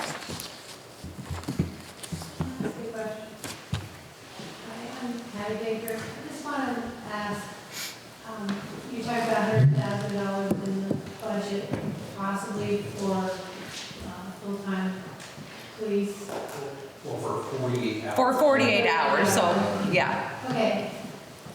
Is that automatically going to happen, or are you going to vote on that? Oh, yeah, yeah, absolutely. The whole budget will be voted on, because Bethel is, I don't know, what, from the floor, a hoot and holler, some people call it hoot and holler. You vote your budget from the floor. So at town meeting, all those items can be discussed, and people can make amendments from the floor to change it. And just because that's what we put in there now as a draft of the budget, doesn't mean that's the budget that the select board is going to bring to the voters. This is the first night we've done the budget, that we've talked about it, and I still have some changing numbers that I'm waiting on. But no, the select board can bring a proposed budget, but it will be up to the voters of Bethel to pass or amend from the floor. Yes, absolutely. It's really important. Absolutely. I don't think police presence is going to curb the drug problem. Yeah. Doing nothing is not an answer. Right. Yeah. So I mean, and that's kind of how we got to this point. We went from a $40,000 to $50,000 budget to $80,000, and then, you know, it was kind of just better than nothing, because we had constables that were full-time police officers for other places, and just because their institutions were short-staffed, it became an issue where the town finally said, okay, we brought the sheriffs on board to pick up some of the slack in the constable budget that we knew we were going to have a surplus of, and then kind of rolled into a contract year. But yeah, absolutely, you will vote on it at town meeting day.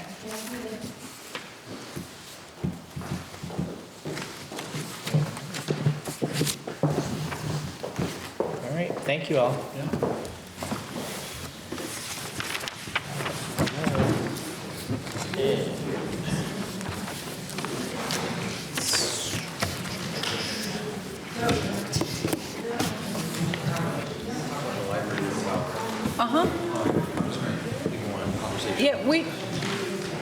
did you want to stay for something else, or? No, he's just gonna meet and greet outside with these. Are you talking about budget stuff? We're talking about budget, but it's kind of preliminary. I already got your number, so to speak. Who is, Lisa Campbell. oh, Lisa, library. She's the only person in the library? It looks like it, I think. I don't recognize anybody else from the board. Huh? I didn't hear you. It's not 100,000. It'd be going up 100,000. Goes up 100,000, yeah, an increase of 100,000. So Which that number still doesn't make any sense. I'm just telling you, I just did the math. I feel like it was a bigger number for him to do. I'd have to go. 25, You know what? I'll pull 40. my folder. Yeah, I can't. Told us So. last year.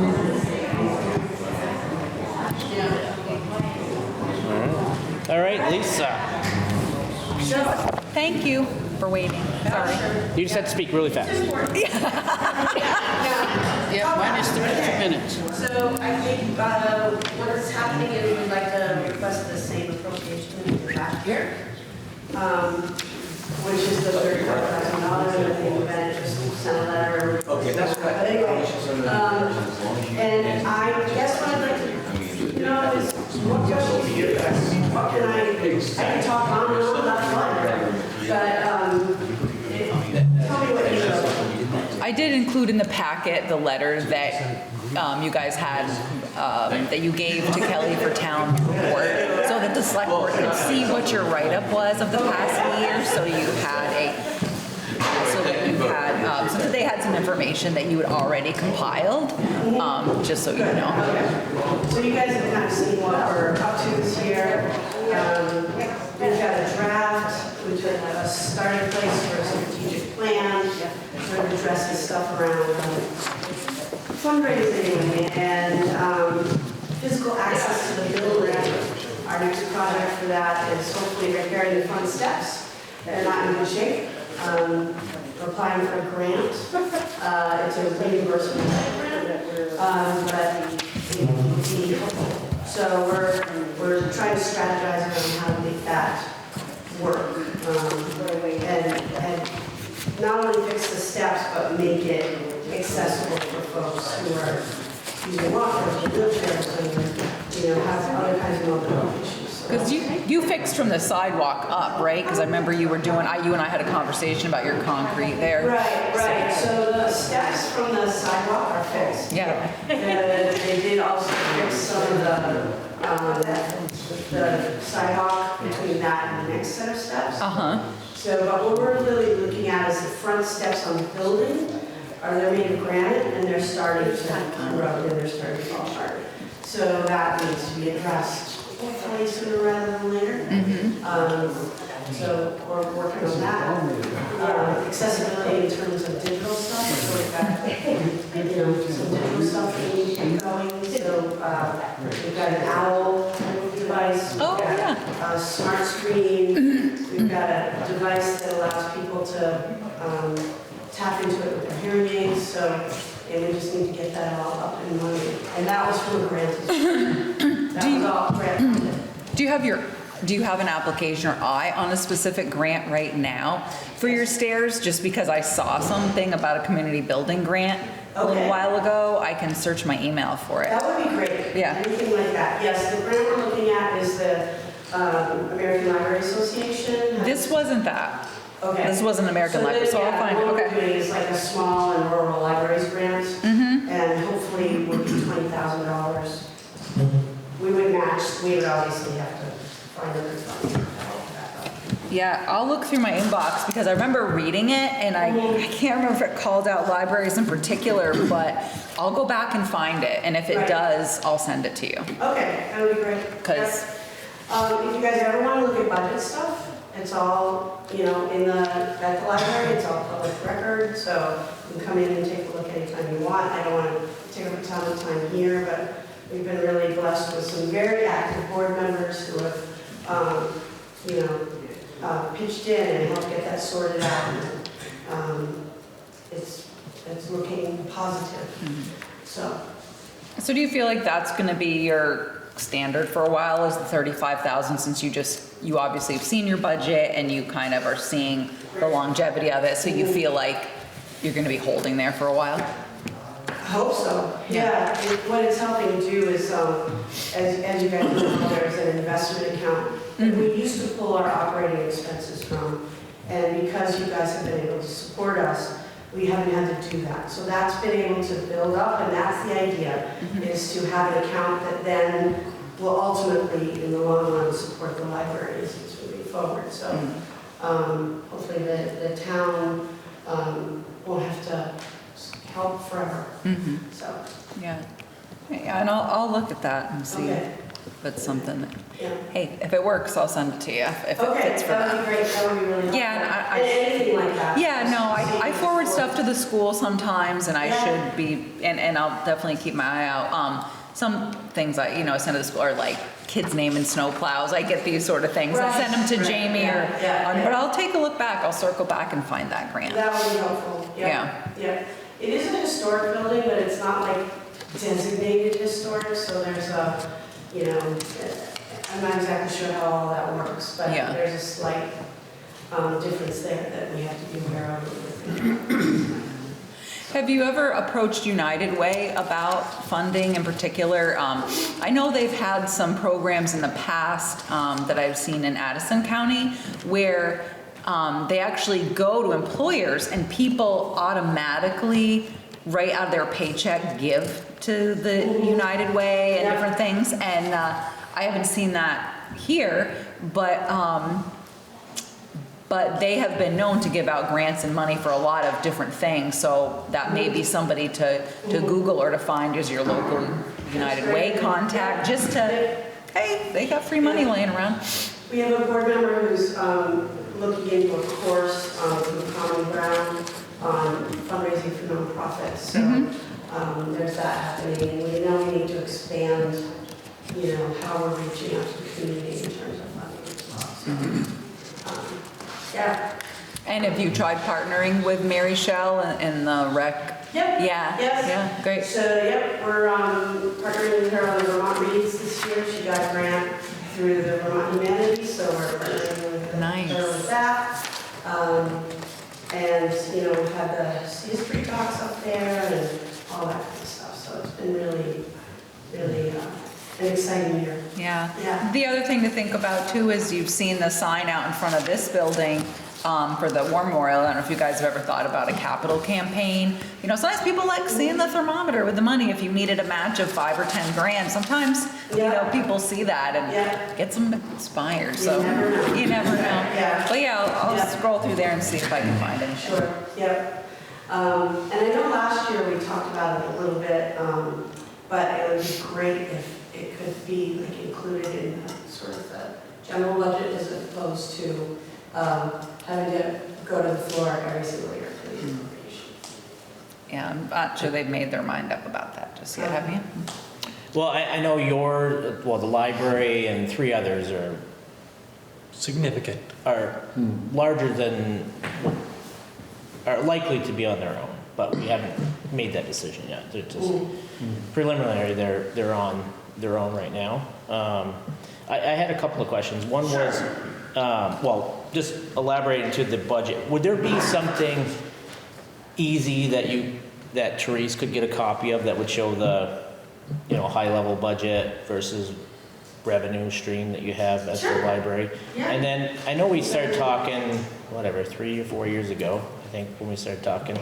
And at that time, I just remember in my head about, here's our current budget of our library, and here is where a library budget of our size town should be. Remember we talked about that? At that time, I don't know, I think maybe you guys were around like $70,000 budget. And then for a town of our size, there was some information about a budget of like $150,000 a year for a well put together running library to accommodate the amount of people we have in town. So has the library thought anymore on, because I know when we started putting money in the budget for this, because it used to be, believe it or not, like 5 years ago, all we did was $2,500, and then it went up and up. And, has there been like a vision session of like, where do we want the library, or where do we see the library in 5 years? Like, regardless if the private fund that you pull from, comes through, doesn't come through, or where's the town, revenue going to be looking like? Should we be adding to it? Right. Likely. I mean, it's one of those things where, a lot depends on how the market is running and that kind of thing, and we can postulate what things will look like in 5 years or 10 years, and that's part of what we need to do with our strategic planning. We're looking at not only improving accessibility, but, how are we going to make us as independent as possible in terms of a well-funded library? And yeah, we'd like to see the budget go up, and yes, I can share those reports with you. We have, the wrap-up from 2024, we have a proposal for 2025. Yeah. All that kind of thing, so I can make sure that gets to you. Thanks. Yes. Joanne Wood. I wanted, as a supporter of the library, I just want to say that I've seen such fabulous growth in the programming that's being offered in the physical facility of the library over the past few years, that this town should be really proud of the accessibility, bringing in computers and things like that. And to me, following upon this discussion about the problems in our community and, drugs and everything else that we've been talking about, these kinds of services are what we have to support as a town to help stem these problems. It's not going to be the solution to it. But the budget and the request for the library, to me, is as important as any other aspect of this town budget. And for that reason, I hope you folks consider adding it into the budget, so it's not like this extra thing. This is important. This is important for our young people, our old people. This is what we need. And I think all of the supporters of the library kind of cringe at town meeting when it comes up for this vote on its own, given what the mood might be at town meeting, that it's a scary thing. So anyway, I'm gonna put in my plug for, put a line item in there, fund it, it's an important thing. And I should say, it's not the selectmen, the town is voting for this money. The town has supported the library in the past, and I think it's shown that we support the library. And I think, just before I take any questions, so I think the major reason why we identified right now there's 4 identities that either were in our budget, but at a very reduced amount. And the reason why we have kind of taken them out, we haven't decided if we're voting it single or not, but is the ask over the last 2 years have been substantial from usual. And a perfect example is our human services. For years we have human services that might make up 10 different identities. That the total budget is $24,000 for all these different Stagecoach, all these different identities. And then over the last 2 years, some of them have doubled. We had the food shelf last year that became a new one that was actually bigger than our whole human services piece. The library has substantially changed in the last couple of years. Like I was saying, we used to be 2,500, then we were 75, and now we're 35,000. So what I think a lot of times what we do at the board level is just, it's not that we don't want these services, because we want them just as much as everybody does, but we want you to really take a look at how much this stuff is costing. Like there's a lot of ask, and we like to do everything, but then there's also only so much we can ask for you to pay, because we do, then we'll have issues of people not being able to pay taxes, and Right, it'll be on a fixed income. so it's a discussion we haven't, balance. It is a balance. I think perhaps when you review the material that Lisa will be providing to you, such as the comparisons between our town and similar sized towns, things like that, that will lead you to make a decision. I'm just telling you my opinion. Yeah. Thank you. Yeah. Nancy Pagely, I'm also on the board in the library. I just wanted to say that it seems to me that the town meeting, ever since we got up to what we have asked for, it's been a separate thing. I thought that the first year we did it, the agreement was, okay, we'll see how the town responds at town meeting, and then we'll decide to put it in the budget perhaps. And so that was our first year of doing it. And so last year was our second year, so we kind of thought that it was going to be included in the budget because nobody had objected the first year that we upped it. And, but then last year, we were told no, because we hadn't submitted a report or something weird like that. Well, the initial discussion 3 or 4 years ago was, well, the initial discussion was this, it was, is the library gonna be open in 2 or 3 years, right? That was the discussion. And no. More discussion, there was never any doubt in our mind. So the library was in a position that their private, the private donor that they draw from, with interest rates, they weren't gonna be able to fund the library much longer. Like, it could be a year, it could be 2 years, it was gonna close, like, that was, so that's where we had said, well, I mean, we don't know, it's not a town library, but it's a private library, so we said. Municipal library. Right. Because we don't know, like, what a library should be funded, right? So we started doing some asks, right, of a library of our size, what should a budget look like? You know, and at that time, the ask was basically just to keep the lights on in the library was, I can't remember what we, 17.5 or something that year, whatever it started off, I can't, something like that. 17,500, we went from $2,500. But the ask at that time from the board was, what does the vision of the library look like? Like, are we just putting money to delay 1 more year or 1 more year? You know, because where is it going to be in 5 years or 10 years? And I think that was the reason, I know Paul was on here with me that time, that was one of the main reasons why we put it as a standalone was, do you want the library, and for more discussion to come out of it of what should that library look like? And I don't think we've ever answered the question of what should our library look like, other than we have, you know, this is how much we need.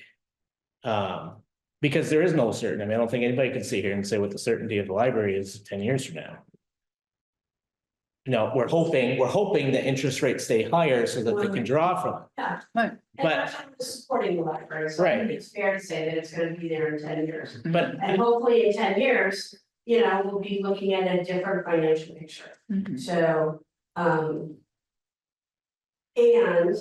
we've been able, over the last couple of years, and Joy pointed out, that what's going on at the library has changed and expanded and grown, and there's lots of really great stuff going on. So I would invite all of you to come on down and check it out and hang out. And I think last year was also tough, just in my opinion, Nancy, was the fact that the town budget that the select board had presented was around 3%. And then all of a sudden, the food shelf wanted 30,000, and then you had the library on for 35,000. The South Royalton Senior Center went to 10 grand, and all of a sudden, the 3% budget that the select board went through, that we've carved through and painstakingly meet, and all of a sudden became 10 and or 9 or 10, and then of course any change in the grand list, and now I issue the tax bills, and all of a sudden the rates, because a little bit of debt drop in the grand list, so now all of a sudden what the select board originally was looking at 3% with these additions now becomes a 10 or 11%. And obviously we have a lot of lovely people in the community that are on a fixed income and have other income issues, so that it's hard, when you're answering the phone and trying to collect the money, it's difficult. And so I think part of the thought was, here's the budget that the select board can be responsible about putting out. If people want the additions, are they willing to pay for it? And if so, then they're going to stand up and say they're going to vote on them separately, so that, you kind of get that feedback. So it may have been a little bit of that last year, just the fact that all of a sudden there was a lot of money coming out. And, and obviously it directly, people forget about, I know Pam had a wonderful turnout for the presidential election, and she had a high percentage of her checklist, voter checklist, probably over 80 some odd %. But yet we're only going to see, a couple hundred people come to town meeting. And like we say, that directly affects your wallet, what was decided at town meeting. So it would be nice if more, people came to have those discussions. So, but as Chris said, the select board hasn't decided yet. They did meet with Tri-Valley Transit and told them they wouldn't have to petition. They'd be either in the budget or a separate item. And so they just haven't rolled to that decision yet, so. Yeah. I'm sure it'll I think come what up. we can guarantee at this point is that we won't make you petition for it. Yeah, we're not but- gonna make it get signatures. You know what I mean? Because there's for anybody that knows about the petitioning process, it takes time. You have to get signatures and gotta do it so many days before the election. And so that's one thing, we haven't even started. I mean, tonight is gonna be our first discussion on the budget. So other than what we told like Tri-Valley Transit is that we won't make you petition. So if we decide for you to go on your own, then we will put you on the warning by yourself or as a separate item. So that all of a sudden you can get blindsided, like, okay, I got 2 days to get signatures and get it on the warning, so.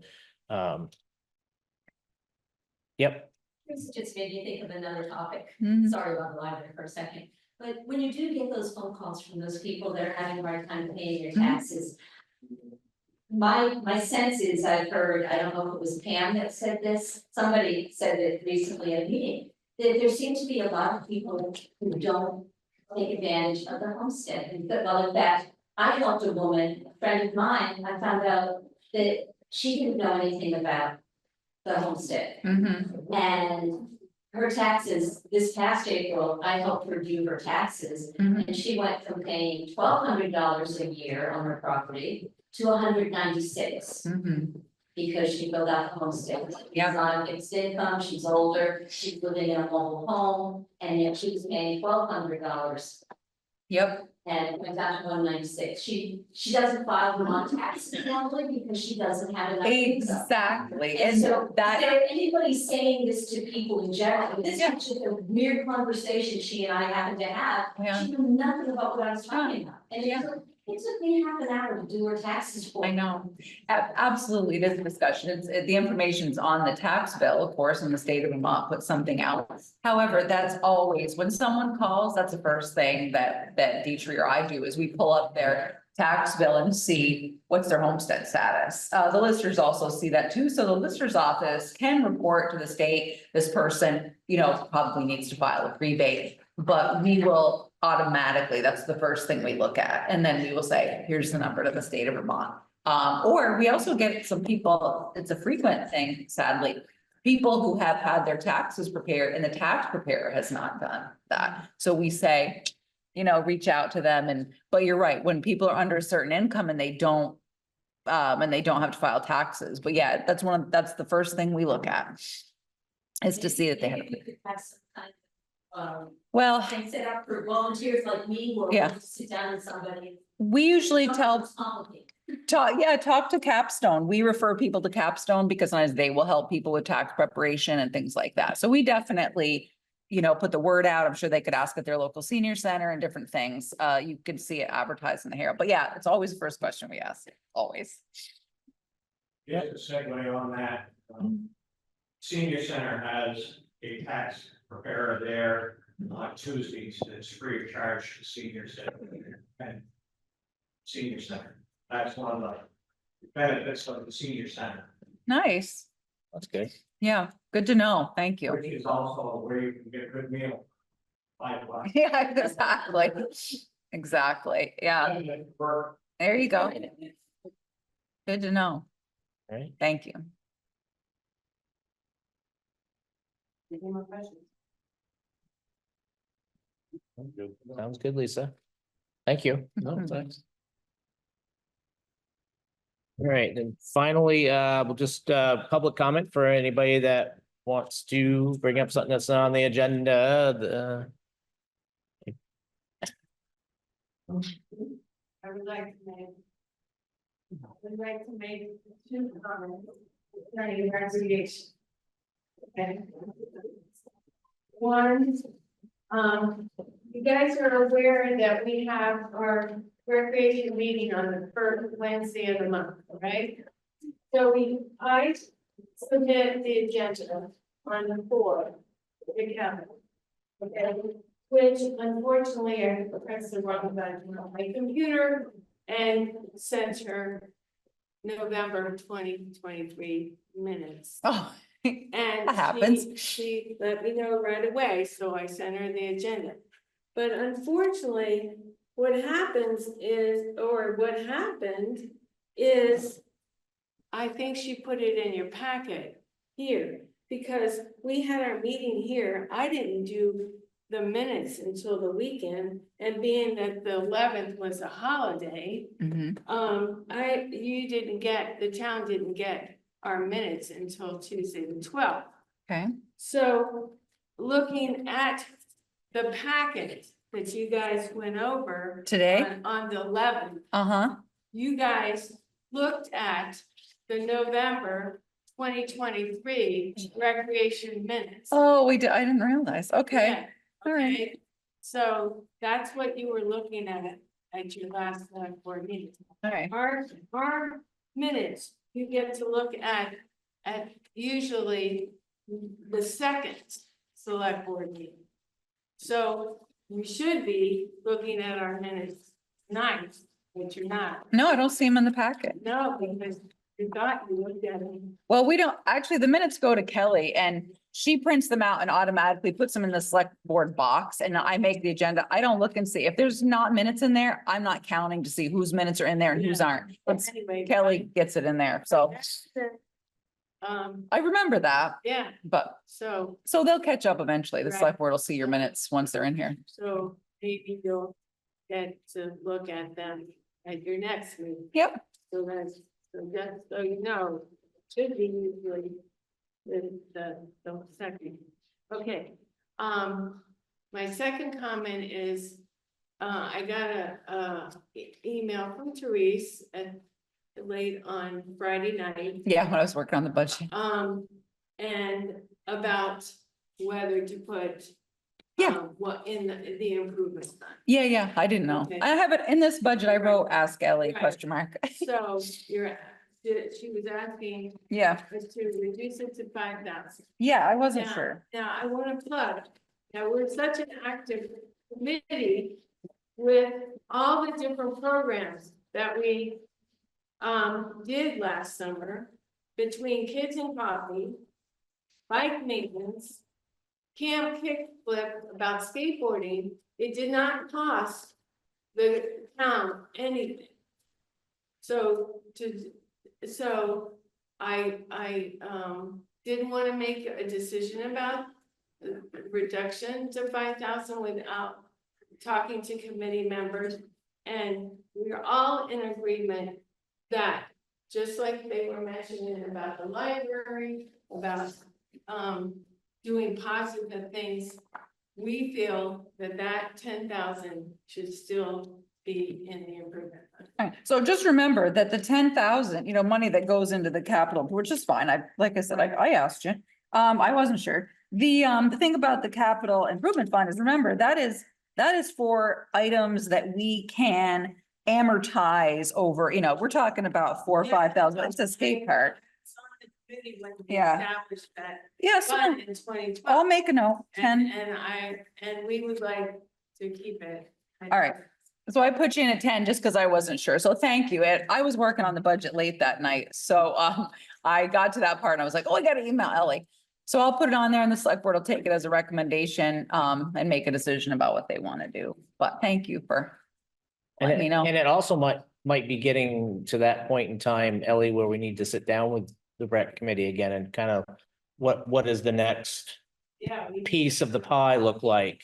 And how far out so that we can budget that? Yeah. So we, maybe that might be something at your next meeting, may want to just bring that up with your committee on kind of what is our next project? How much do we think that's gonna cost and how many years out are we? So that we can start making sure we have money in there. Better in a way.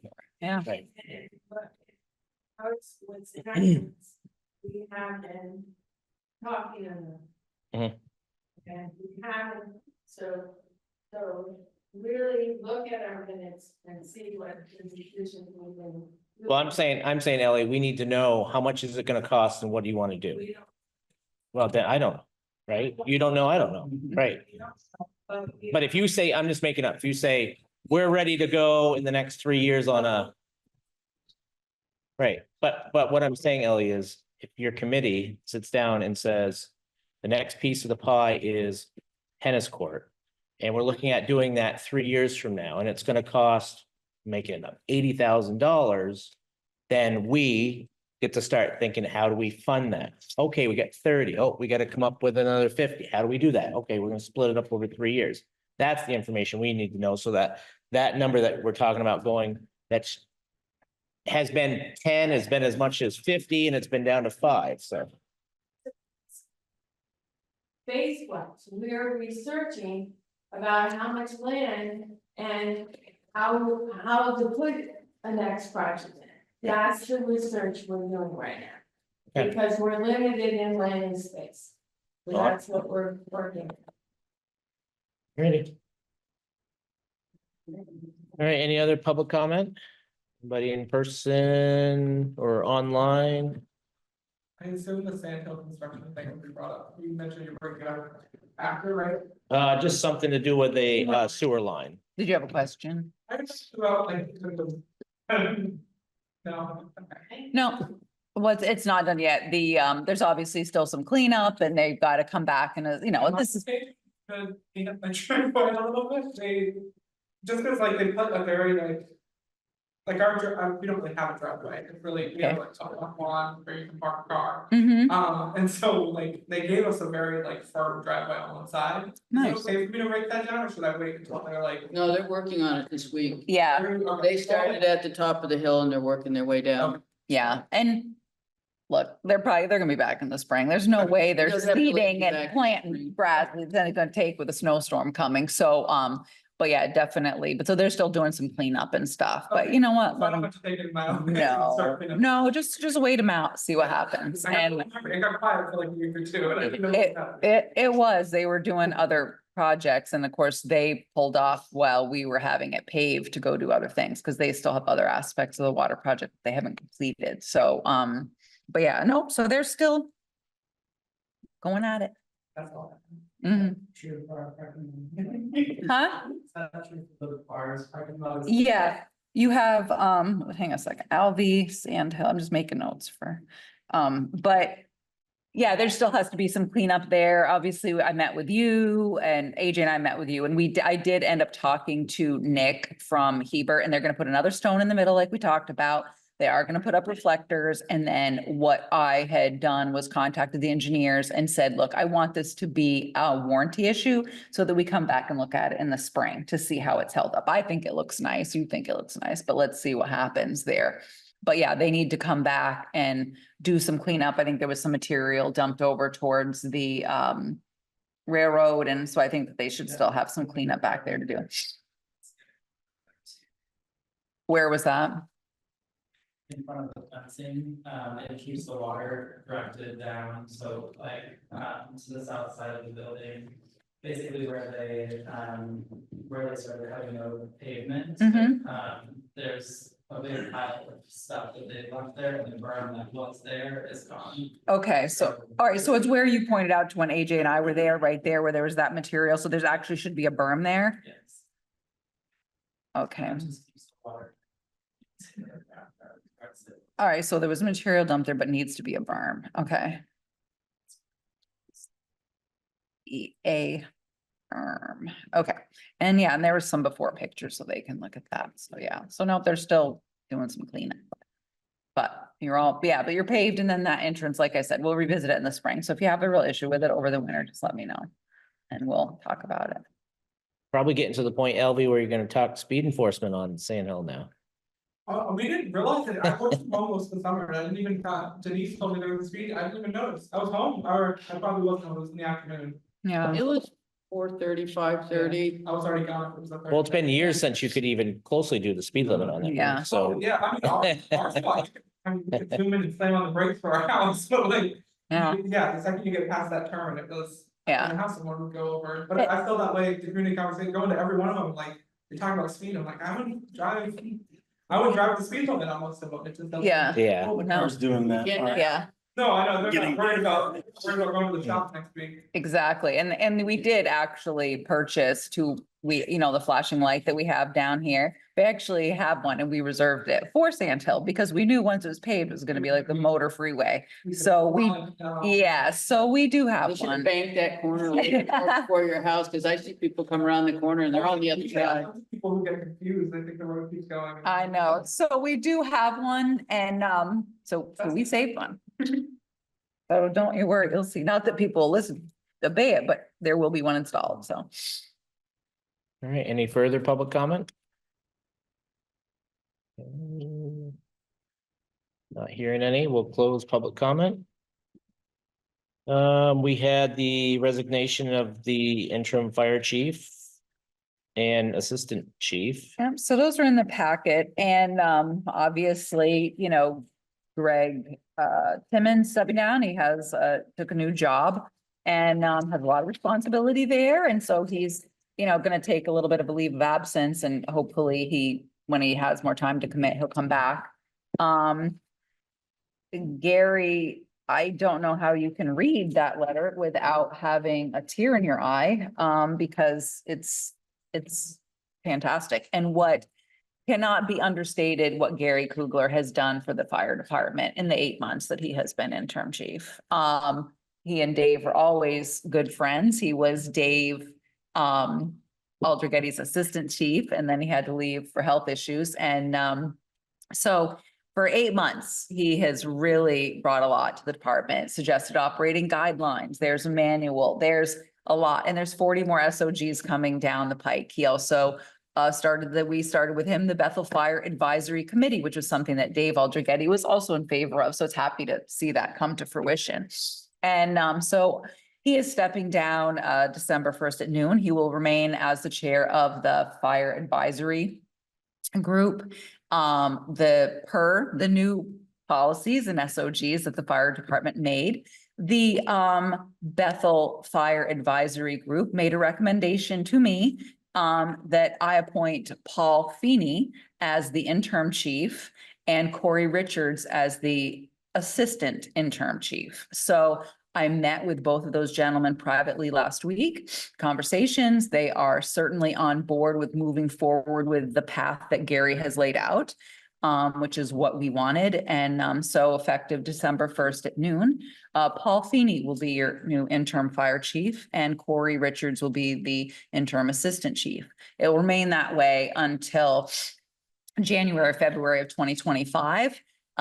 When the fire department will meet as members and they will put forward candidates to the advisory board. With those, just because you want to be chief, there's now a list of training and schooling that you need to have. So the fire advisory board will take those recommendations and they'll meet with the person and say, okay, maybe you've had 20 years of experience, we'll waive this, but we're only giving you X amount of time to accomplish this, that, or the other. And if it is not done, they will be released. They'll be fired for cause. So this is the new Bethel Fire Department. And so they're all aware of that. Obviously, we had that conversation. And so, Paul Feeney has been a Bethel Fire Department member for years, was a fire department in Pennsylvania, 25 years of Vermont State Police, obviously well-trained. Corey Richards has also been in the department for a long time and has been a lieutenant for many years. And they both are looking forward to growing, the department. So I think that if you see Dave Aldrigetti, Gary Kugler, Greg Timmons, Paul Feeney, Corey Richards, definitely, and all the others thanking them for their service. But it's hard to see Gary step down, but knowing that he's going to be here to help as much as he can in the future is great. So I had sent out those appointment letters to Paul and Corey on Friday. So their appointments will take effect at noon. Gary will still be the fire warden until he chooses to step down from that. His deputies are Corey Richards and Jason Rogers. But yeah, All right. That's the situation. So definitely with a lot of appreciation for your motion. I make a motion that we accept the resignation of Gregory Timmons and Gary Kugler with appreciation and a ton of gratitude, especially for Gary for everything he's managed to pull off this miracle in the last 8 months. Second. Okay, all in favor? All right. Bye. All right. And we have draft budgets. All Number right. one, Uno. So so I met with the, so I met with, AJ, sorry, the new road foreman today. So thank you. Have a good evening. Take care. Met with him today, so I have a couple of changes, to that, but if you want to start with the revenues, we'll just do the high up. Look, they're down 2%. And that is a reduction, let's see, what was my big deal here? I'm trying to remember. Why are they down? Bump, 177. Oh, Delinquent sorry, they're up. taxes. They're up. Sorry, I was looking at the wrong thing. Yeah. Yeah, so thank you, Ryan. Take care. See you. Have a good evening. Thanks. So, yeah, so Sullivan and Powers just said, you guys, you gotta stop budgeting for that because you're not really utilizing it here. It comes in another area in our budget, so they felt like we were over, accounting for it. So I was like, okay.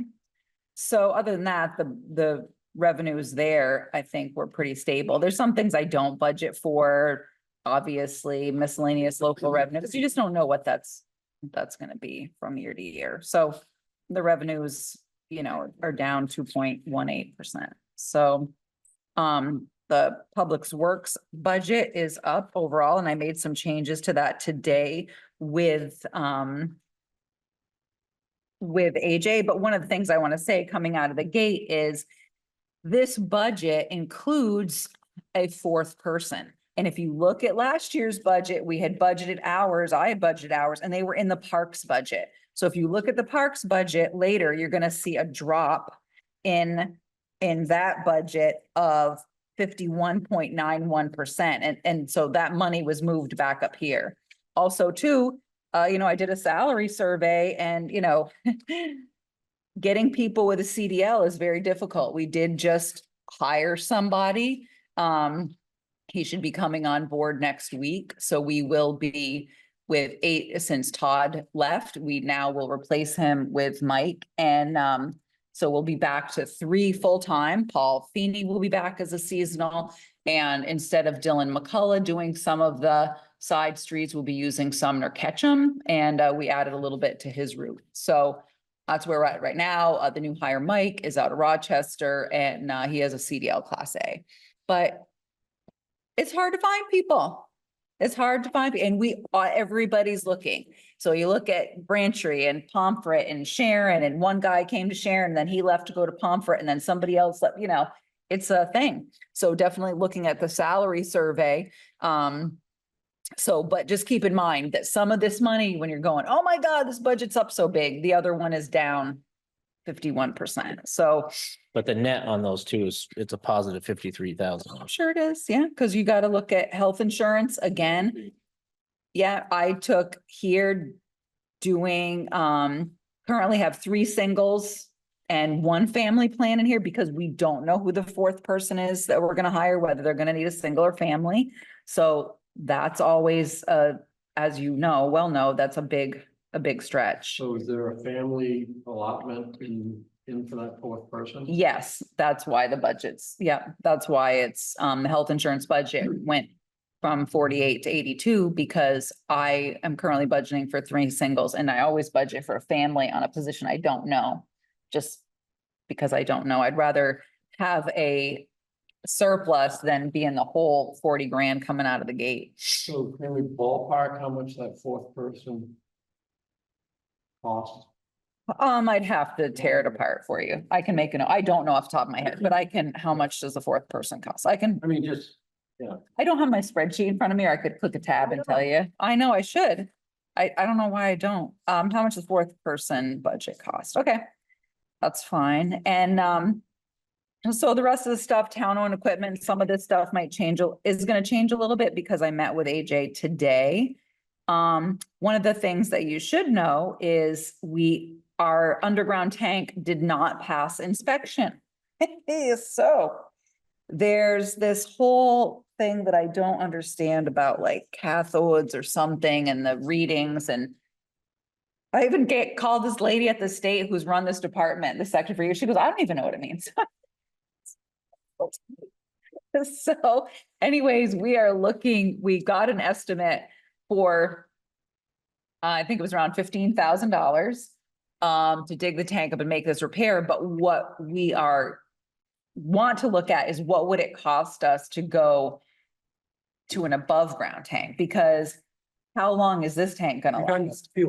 Fuel tanks, yeah, because this one went in the 90s. I want to say 91 sticks in my head, but so we need to, so we're looking at that option right now. That would come out of, a capital budget, most likely not out of this one, but since we're talking about underground tanks, was not good news. So we are looking at our options for staying below ground, going above, but trying to figure out an inspection for the one that's below, nor their AJ or I want to put 15,000 in it to find out that it's only going to last a couple of years when we could have done something different. So that's in there. So that section of the budget, approximately 2.4.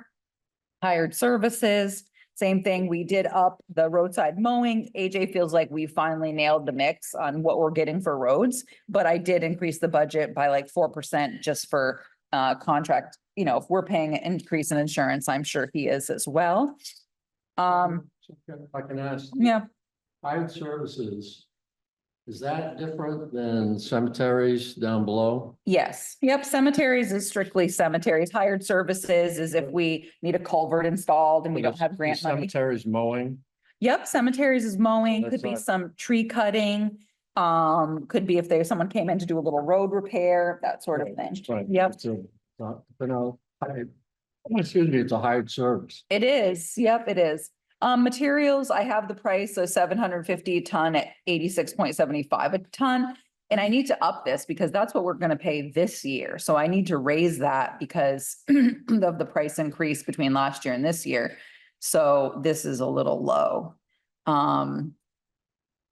The ERAF, again, I did receive confirmation about that, so I think we're in the ballpark here. I split it up over 2 years. So the ERAF is our share of what it costs us to do a FEMA project. Normally 12.5%, but because, as I said at the last meeting, that we hit the collective Vermont hit the jackpot, and now the feds are gonna pay 90%. And the state is gonna pay 7.8 and we're 2.2. So with my calculation or my estimate on what Pinello Bridge is gonna cost us, about 1.2 million, we will have paid off the ERAF on Pinello. We will have paid off the ERAF on the July 2023 flood. What we are looking at here is going to be the ERAF for the December flood event, which is, we're looking at another $1 million project because of the culvert on Sugar Hill Road. Good news is Pinello Bridge actually went out to bid. Believe it or not, we actually might see the bridge. So it did go out to bid. So anyway, so that's when you look at those numbers for the ERAF, we have done this in the past, split it up over a couple of years, and that's what I'm proposing here. Under other public works, as you also know, during the Bethel for All project, we had a $60,000. Part of that project was for $60,000 to do stormwater planning. So one of the projects that was our top on the list was Falcon Drive. So what I've done here is budgeted about 5% of what I think the cost is going to be. I took Du Bois and King's estimate that they had presented us when the Bethel for All was done, but they're updating that estimate now. We have a 30% engineered plan. I'm not sure we're gonna have to, go whole hog on engineering too much of this. It'd be nice if we could get money for construction without all the engineering. So obviously at the first stab, this budget is up 10.44%. We've had a lot of complaints about roads and this and that, and Chris and AJ and I have been doing a road, inventory, kind of going through and looking at road by road, so. But like I said, I met with AJ this morning, so we'll be able to, I'll come at you in 2 weeks with a better number there. Is there something specific in the road budget that you're looking at, Chris, or anybody that they're? Well, overall, I know You know. we're just throwing stuff against the wall, but Yep, a $344,000 Hmm. increase I know, is not gonna work. I know. And it needs to be much lower than that. Yeah, so that's where we're at. We're looking And at, I was just going through this thing last night and stripping things out of it and yeah, even getting down, not bare bones, but stripping quite a bit out of it. It's still a $200,000 increase. So I know. we're gonna have to really get tight here and figure Yeah. it out, because Yeah, it is. It's tough. We're not sure what the state's gonna do. I know that they cut a bunch of money out of the local, district budget. And so we're not sure about if we're gonna see some shrinking. The grant money for highway aids, obviously in here, we're always looking to capitalize on our highway rehabilitation fund with grant money. So it's gonna be interesting to see how we do there. So moving on to the fire department. This is a draft. I did speak with Gary today, and he is gonna be writing another AFG grant, so I think that I'm gonna be adding a AFG grant match. I think it's $6,000, but I don't have my note in front of me. And you remember last time he got all the new air packs, and I think he ended up getting they're $128,000, was it, Paul, or 218, $128,000 maybe dollars worth of equipment. This, what he's looking at here is at least $65,000 in an AFG grant, so there'd be a match required. So whether we're gonna budget that there or not. He did also, the fire advisory board asked for an $8,000 increase in their safety and equipment fund. Just like we saw with the capital equipment, things are expensive. So, what's the reason why the insurance is more than doubled? because I'm waiting on an estimate for liability, and I think that's actually, it's gonna be less than what I budgeted for. So I think that I had put too high of a number. I just saw today what the cost is. So I think this is including that, and it's just, I just put too much in there, thinking it was gonna be way more expensive. I just didn't know if, you know how it is. Yeah, Something's going on with insurances and yeah. I saw that Exactly. doubled and. So again, that I'm still waiting on some information back from them. Then you get to the constable department, obviously, we're leaving our $500 for animal control. I budgeted $75 an hour for 48 hours a week for 52 weeks and have $187,200. So that budget is up $107,200. I just put the number in there. I had talked to Jordan and he'd mentioned he'd heard 48, so I just threw it in there since everything to stick. Didn't they go from 75 to 85? Nope, they went from 65 to 75. And 4 years ago, we were 24. Yeah. Just put it in perspective. So, Yeah, in the last several months when Oscar was constable, we were lucky if we got 3 hours in 2 weeks. yeah, And exactly. that was usually just driving through town on his way to Royalton that he would pull somebody. Can we label it something different? We don't have a constable anymore. Can we? Oh, sure, yeah, sorry. I Yeah, don't know what we label it, but I don't know, we'll think of something Maybe. good. WCS, New name. Ramsey County Sheriff, Yeah, yeah, just. law some- enforcement, okay. not Oscar. Now that $187,200 is what 48 hours is gonna cost us? Cause Yeah. I remember him telling us 40 hours at 125,000 when he was trying to sell us on it a Mhm. year and a half ago. Well, I do know he mentioned increases. He obviously, just like everybody else, is taking it hard over the new health insurance increases. He mentioned that as well. I think that my guess is he's like us and part of the state retirement. Some sheriffs are. But I'm sure it's cost, although he has a lot of contracts now, I'm sure it needs more cars, and he's fighting for police, just like we're fighting for CDL drivers. I'm sure that's not cheap, but anyways, that was the price he gave, was he sent. I could see about negotiating it with him, but he seemed fairly firm. But it doesn't mean you have to put 48 hours a week in here. That I just needed a starting point. Jordan gave me one, so I threw it in here. Yeah, I think we'll have to have a lot more discussion about it. I mean, I don't think we can I can't justify jumping it that much just because we can as a select board do it. I think we need to maybe go as a separate article like Laura. Yeah. Well, I mean, the challenge we have, regardless of where we want to take it from, I mean, there's so many good things, right, that we want to spend money on. Yeah. But we have to get realistic on how much can people afford, right? And Absolutely. I mean, we went up 10 cents last year.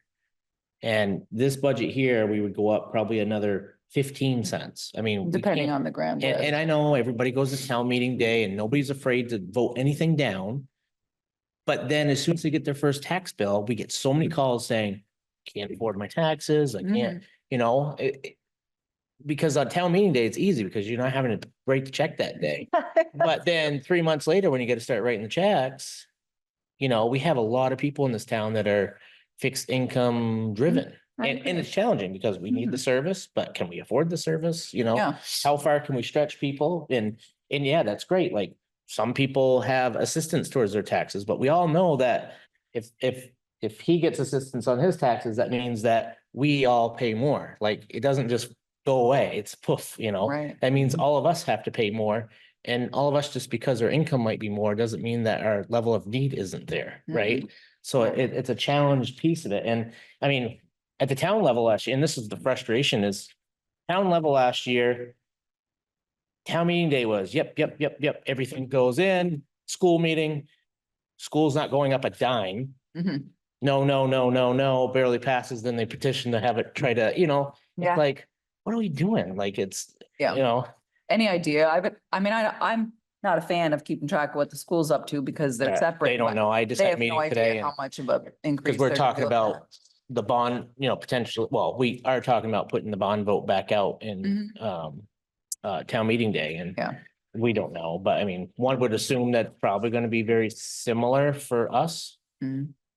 Which means probably not a big change for our community, but probably other communities will take it hard again, so. Yeah, that's what I wasn't sure. I hadn't really heard. So we can certainly rename this. We can consider it a separate article. I mean, like I said, I put this out for you guys to start thinking about it. And so obviously I threw the full amount at it and it doesn't have to be decided today. I just wanted to go over the budget with you as an overview. To see where we're at. I don't know about full. Right. No, it's an amount. That's Up or just, down, I mean, that was a number. yeah. No, I just needed something and you gave it to me, which I appreciate because I didn't know what to put in there. That's all your fault, Jordan. No, it's No, not. It but- gave me a number. Do you think it should be more? Yes, but no. Yeah. I don't think we can afford to just add more. Do we need it? Probably. Yeah, I think that's true. Can we afford it? Probably not. So I thought 48 was somewhere in a happy medium of life where it's gotta go up and what we need, apparently we can't afford, so. I don't see less than that being productive. Yeah. For everything. And you certainly have your pulse on it more than I do. So It's like people that's are why I asked. messaging me late at night and everyone's got problems and. You know, we call 911 and it goes to BSP. Well, that's also because Ryan doesn't have a full contract here, so. Right. It gets sent out to who's closest or can get here. And he tries to have people around us, but he can't have someone sitting at the border every minute for every call. Exactly. Yeah. Especially with the 24. Yeah. And people have to think too, 48 hours a week, like, say you lose 10 or whatever in paperwork, it's still just 40 hours. It's not someone here 24/7. It's not, that's not going to pay for someone to be on call 24/7 either. Right, and we're not paying for court and everything else. Oh, right. I think These are like hours that he's here. I think he's been really generous about that and tucking that into his other expenses as well as certainly he's used a lot of grant money here for click it or ticket or DUI or other things. So, we got to look at, there's other cuts to be made, but certainly you live in the thick of it, as does Dave. Well, it's not just drugs, it's everything. Yeah. And it's just, And we're not, where we live is not even the worst case. There's two that are worse than that. In Bethel. In Bethel. One of them is a quarter mile away. Yeah. What do you think about the? I personally think that 48 hours, we go there. Yeah. Like to book, somehow we afford it. But maybe with the caveat that gotta see some improvement. Well, we've seen some at 24. We need to see more. But what does improvement look like? Improvement looks like not having 75 cars going by at 2 o'clock in the morning at 60 miles an hour. And I know this is gonna be a tough conversation. I don't have a because neighbor that we all keeps have, telling us to shoot somebody, they come in his fucking yard, excuse me. Should have said that out. But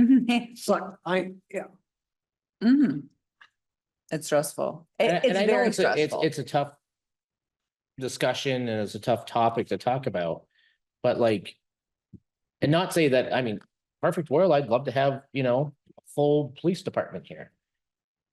But our world isn't perfect, but perfect world. however, Give them our two neighbors are fighting the same exact issues with Perfect this. world. Our two neighbors are fighting the same exact issues with full-time police departments. but if you don't throw anything at it, As he- they're all as he coming point- here. I mean, Oh, well, well, that's a over good here, point. so come here. Are they? Because, yeah, why wouldn't you? Well, If they're annoying the hell If they're out all of us, here, we'll then how take it. come our two neighbors are having the same issues? Well, everyone's gonna have their issues, but it's, And even he spoke tonight that they spent $500,000 each or more in their departments, right? And they're at the same ends that we are right well, I now. mean, at that, you could go back to Oscar and get 3 hours a week and call it. No, I'm not, dude, I'm saying, I want to fix all the problems too, but I'm saying you can't just throw money at a problem either. And he admitted tonight that You can't. that he got the top, whatever, what do you say? Top 3 bad person in the area, and he was out in what? 12 hours, he's on the street again. What did that do? Nothing. Absolutely nothing. I'd say I disagree with that. Well, for in sure. that particular case, I don't know that. He had a firearm on him that day. Okay, and he's He probably got a new that. firearm after, So then go back to doing nothing is the only other option. we're not saying do nothing, but I'm saying we have to find a balance between, being able to live. But nobody can live. That's what these meetings are about. They're all meetings. It's fine. Okay, we'll do this. And then we'll have everybody coming to the town saying, we can't afford our taxes. We can't afford our What we can taxes. do is Can't why afford our don't we taxes. look at where we can, let's leave this, obviously, I'm gonna leave this number in. Let me double back, make some cuts, come out with some other information and leave this number solid for a while. We're only in the first phase of the draft. So we're lucky. We don't live next door to the drug house. These two do. But it's But like they there are definitely have a 100 lot more people that information all came to this meeting. and they All Exactly. had the same feeling in Bethel. because there's more than one house. But you have to separate. This isn't just about, I'm totally on your page about law enforcement. But the thing is, it's a vicious circle. We're already seeing right now, as our tax rates go higher, the cost for needs and services go higher too, right? We're already seeing that. We have the food bank here saying we have record number of people that need food and assistance, right? And why do they need that? Because they can't pay their taxes and they can't pay these things and they Well, can't pay right this. now, we have Nolado for 2 or 3 months laying off 85 people. Vermont Castings just laid off 75 people for the next 3 months perhaps. Mhm. So, And they're going on unemployment. The state had worked out with them, right, in advance. to- right, and I But still. collected unemployment when I worked in the granite industry. And after taxes, it was less than half of what I was bringing home. Exactly. So So- there's the need is. And I knew I was gonna be laid off at Christmas time, anywhere from 3 weeks to 3 months, depending on where you were. But these guys just found out a few weeks ago, so they didn't have 8 Time. months to bank all the money. Mhm. And, Yeah. and they're living the way they always lived, and all of a sudden they got 3 weeks to realize they got nothing. Right, exactly. Yeah, and it definitely drives the need of everything. I'm not saying if we want to put $187,000 for next year, for 48 hours, I'm fine with that. But we need to find a place to take $187,200 out of this budget. 100,000. Right now, we need to, $100,000. right now, we need to Already been take, named. Right now, we need to find $344,000 to take out of this budget. Okay. We can't afford, it's not sustainable to increase by 10+% every year. We can't do it. Well, remember, last year was No. not our fault. We had a 7%. It's not the increase. point. I know. I'm If just it's saying- our fault or taxpayers' fault or Right. both, it's not sustainable. No, I know that. I know. You know, that. how many years of that are we gonna get away with? One, Right. 2, 3, before people go broke, Right. broke, Well, right? that's part of the And problem. then what happens? Then more crime, more everything else That's goes part of up, the right? problem with Bethel, because So- way back when, the 3-board select board is like, haha, it's the 4th year in a row, we haven't raised your taxes. Look at what happened to the infrastructure over all those years. They're patting themselves on the back, and they did absolutely no infrastructure. Mhm. And now it's all coming back to bite us in the butt because, and luckily we have Treese, who's a magnificent grant writer Yeah, that's but getting. still, you got matches, you We got. still the whole got thing. matches and Yeah. everything, and, but they weren't Yeah. doing anything, so now all of Yeah. a sudden we got all this stuff coming at us. Thank God we had the flood so that we could get that new bridge that was for sale for $1 for all those years. But again, we can't fix it all. This conversation isn't, well, next year we're gonna have to raise it another 100% and double down and double down. This is it. Like that 48 is what everyone expects to see just for good. But 48, last year was 125,000. It wasn't, was it? Well, 65, I'm sorry. got that. I met with him, 40 hours, $125,000. And you're telling me that 8 extra hours a week is 60-something thousand Well, I'll dollars? have to have that conversation with Ryan. He's a salesman just like anybody else. Once he gets Mhm. somebody in here, it's gonna go up and up. Then Yeah. one's gonna turn into 2, that turns into 3. That, you know, I Yeah. want the same thing you do, but we have to think about the affordability here. Right. And we'll, like I said. And I'm not picking on that. I'm just saying that's an example of, we have to find money in this budget Mhm. because in 2 years from now, we're gonna lose $54,000 a year in revenues from the sale of the transfer station. Right. So if we don't do anything, there's 2 cents that gets raised automatically there. Mhm. Last year's budget was, in my opinion, way too high. Mhm. This year's budget is, I mean, without even looking, I mean, we're just throwing things against it, is gonna be way too high again this year. But then you're talking about the 1% sales tax in Bethel Local option. to combat some of it. Right, exactly. To go in the capital fund. So if we pass that, we could and reduce some of this, or we I could mean, set that's that aside. finding some money. Absolutely. Yeah. And remember last year, we came in with like a 1 something, and I think we doubled back, Chris, to add more money into other funds. I'm thinking we need to get back, no, we're not need to get back here to 15 years ago when No, we no, were no, just of course looking at it, what's cheapest, but we can't afford to, you know, have a full-time police person, fix all the gravel roads and do all these things in No. these budgets. Like, Right. I mean, just, we want to pick on things. Let's look at the gravel road budget, right? Yeah.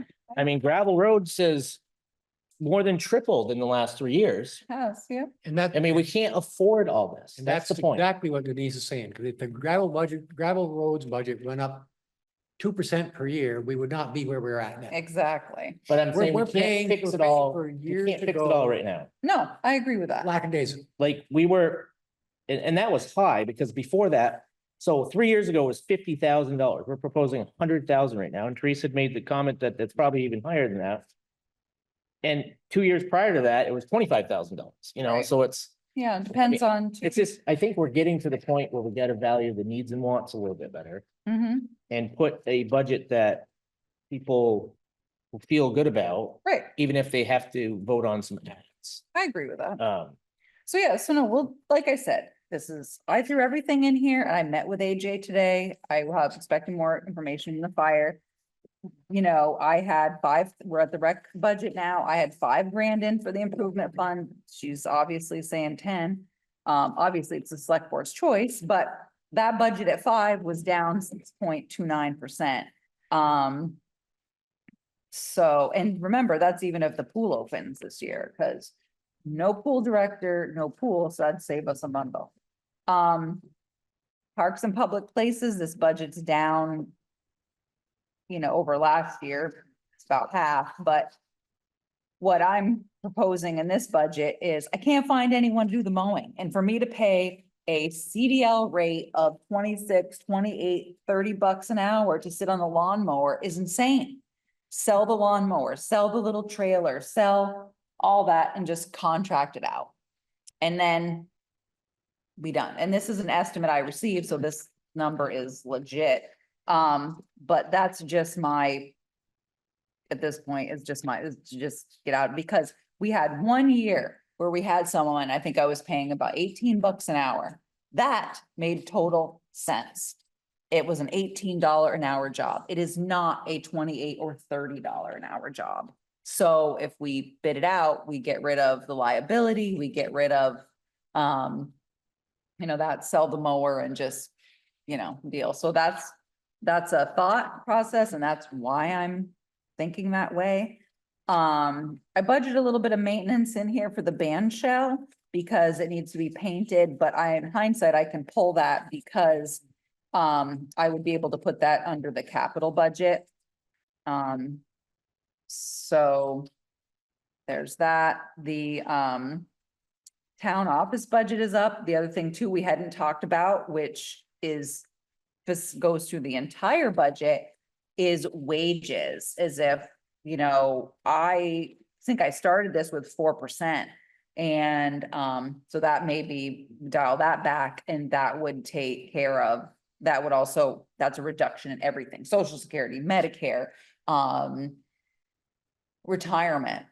So I can certainly double back and see what that looks like. Because like Chris said, you start out of the gate with throwing everything at it. It just gives you an idea of where you're at.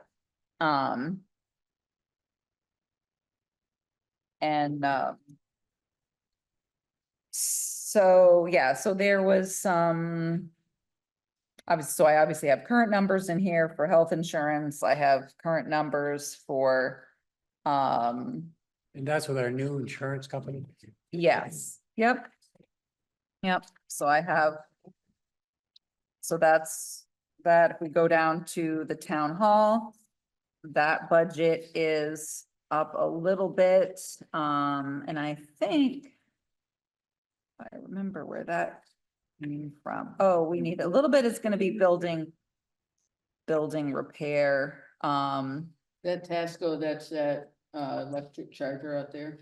No, Security system. no, Tasco is a security system. Electric charger, I didn't do anything with because we already bought that out of the current budget that we're in. What were you talking about? Electric charger? Yeah, the Up one there in that's not parking getting. Oh, the one making all the money. Oh, Yeah, okay. yeah, Forgot about exactly. that one. So one of the things that we will be facing soon is something to do with the clocks on the top of the tower, because the gentleman came and obviously they're quite old, and he's going to be getting together a price for us and that could be very expensive because of the way that the clocks are laid out and how old it is. He's going to give us a price on a repair, as well as the possibility of somehow, I don't want to use the word digitizing, but making it a little bit easier to change. Is there any historical There- society there- type There might, yeah. is available for that? There might be. I'm just waiting for his estimate. So worst case scenario, maybe there's a grant match. I don't really know. I haven't seen his price yet. I mean, he only charges us 300 and something a year to come and maintain the clock and adjust the time. So I don't know how, when he thinks big, but he's only billing me 324 bucks a year. I'm not really sure what I'm looking at yet. So that's something that, we'll see. Town officials, this is a jump because I increased the select board pay to 1,500 apiece plus an additional 500 for the chair. We're currently budgeting for the health officer. He doesn't take payment. We're budgeting for a tree warden that we don't have. So I'm not sure. Obviously, there's a lot of towns around us that pay their select board a little bit more money. It's just a stipend. It doesn't really cover much at all, but I did, since I was throwing everything at the wall, I decided to put an up rate in there. That's an aggressive throw. Hey, well, you think about it, if you look at towns around us, and maybe Chris had done that. Somebody had done that. Was it you? Somebody had looked at towns around us, what they, for being on the school board or being on other select Oh, yeah, boards. no, I see it in the other town. Yeah, I don't know what you get now. I can't remember. 600 now. Okay. So then the lister's office, up a little bit. This is, obviously we have Jane in there who's gonna take so she'll be in there working. Obviously, we brought in, Nemrick is coming in to do assessor services for 4 hours a month. Mapping services seems to have remained about the same. I did budget more in training because Jane is going to need that, and more training because VT Pi, Nemrick, there's a lot to that position. I mean, it really is gonna take about 3 years before someone's really trained. So, and the training, some of it is free, some of it is not. So that's how I got to that number. Government operations, that's up. We obviously cut down on town reports. That's not a big addition here. I obviously updated legal. The planning commission is looking to write up planning grants, so they wanted us to budget the match for the planning grant, which I did. So some of the stuff, the shooting range insurance is up. Advertising I dropped, tax sailing I dropped, the reappraisal fund is per the capital schedules at 9. I think the capital improvement reserve fund, I need to double check that to make sure it's per the capital schedule. But so there's some increases there, obviously, some bigger than others. The appropriations, you can see that I put things in italics, that I don't know for sure. The Bethel Historical Society is going to be asking for $5,000 for Memorial Stone. They're going to go to Human Services first. I sent them to you guys first, Paul, because they have their little fundraising thing outside, and they feel that at the end of their fundraising that they're probably going to be about 5,000 short. So I put that in here because I know they're going to be asked for it. The other stuff, if I've received a letter, I said so. I don't see anything. Yeah, no, not yet. So that the other ones were, smaller increases from Vermont League, but the Historical Society went from $500 to $5,000. So that makes a difference there. Obviously, all the human services are just placeholders, so I level funded them because I don't know. Warva, I should have actual numbers this week or early next. I wrote to them. I moved people so that I put Warva, Tri-Valley Transit, Bethel Food Shelf, and the library all down here separately grouped together. So, Well, we're gonna have the senior center. yep, which I put in for 10,000 at the top under Right, human and services. That was a add-on last year. Yep, because they had got they got 4 and then added for 6. Yeah, so Playhouse. We have to Playhouse, you're gonna have to decide, you're right, what to do with that. decide what to do with the Playhouse. It's a And petition or they sent a letter wanting to be included, the Playhouse, and I don't know what your feeling is about the Playhouse. Statutorily, I don't see that they, After reading the statute, I yeah, mean, we hadn't technically read the statute before, right, but having read the statute, it doesn't seem like they qualify yeah, that's what I think, because as a they're an human outside service, town. as a human service. as a human service. Yeah. Well, didn't he say he'd be happy with 1,000, but he asked for 3 because he had to petition? Yeah. So he'd be happy with 1,000. I don't know, his ask, he sent the letter, Paul gave it to me today, I think, right? And, they asked for But per 3. statute, Yeah, it lists out in the statute the- what you could petition for, and it Right, doesn't but- fit into but that then category. The money for the Memorial Stone, the Historical Society marker, is that our human services? right. I just had her come to you first because I knew Tri-Valley Transit had come here, they gotta start somewhere, so I shipped her to you, but. Yeah. Yeah, so those will be things to talk about too next week, is to think about, and, or in 2 weeks is to think about that, about appropriations. Are you saying the Playhouse isn't eligible at all? It's Well, other Well, towns read- vote them in because they get money from Randolph, they get money from Braintree. Chris, I read their letter today. But if you read the statute, I don't have Yeah. it with me, but No, it goes, Yeah. it kind of tells you what services what Yeah. services fit inside that statute, and I guess it's things like, So- you know, They just have to petition. mental health, or, you know, there's different, and maybe Right, make a right, case yeah. that watching a movie is mental health, I don't know, but, Yeah. but there were certain things, and once you looked at it, because, I don't know, you sent it to me, I somebody did. sent it to me, I was looking at it, I was like, Couple of meetings. never Yeah, it knew was about in your that. packet. Yeah, no, it's interesting. And so the question would be I'd have to look at, reach out to VLCT, because even if they petition, but it doesn't meet the statute, I'm not generally, the select board ends up putting on whatever someone petitions for if they get the signatures. But if we don't believe that they qualify, then I think you may have the right to deny them. But I'll get some, I'll reach out to VLCT for some guidance about that. They said that the other towns just automatic, they had the petition process once and that was it, and they were putting on human services. Right. And some towns do that. You petition once, you're in like Flint. That's okay, but that doesn't mean we have to do it. Right, exactly. No, I'm gonna get some guidance from VLCT. So, If you gave it 1,000, but Yeah, I need mean, 3 because. Other he had towns give them petition. money, fine, great. yeah, Yeah, we just want to make sure that statutorily that we're following the right law, that if we don't put them on the warning or whatever, that we're giving them the right thing. So I'll go to, the legal counsel through, VLCT and ask, their opinion.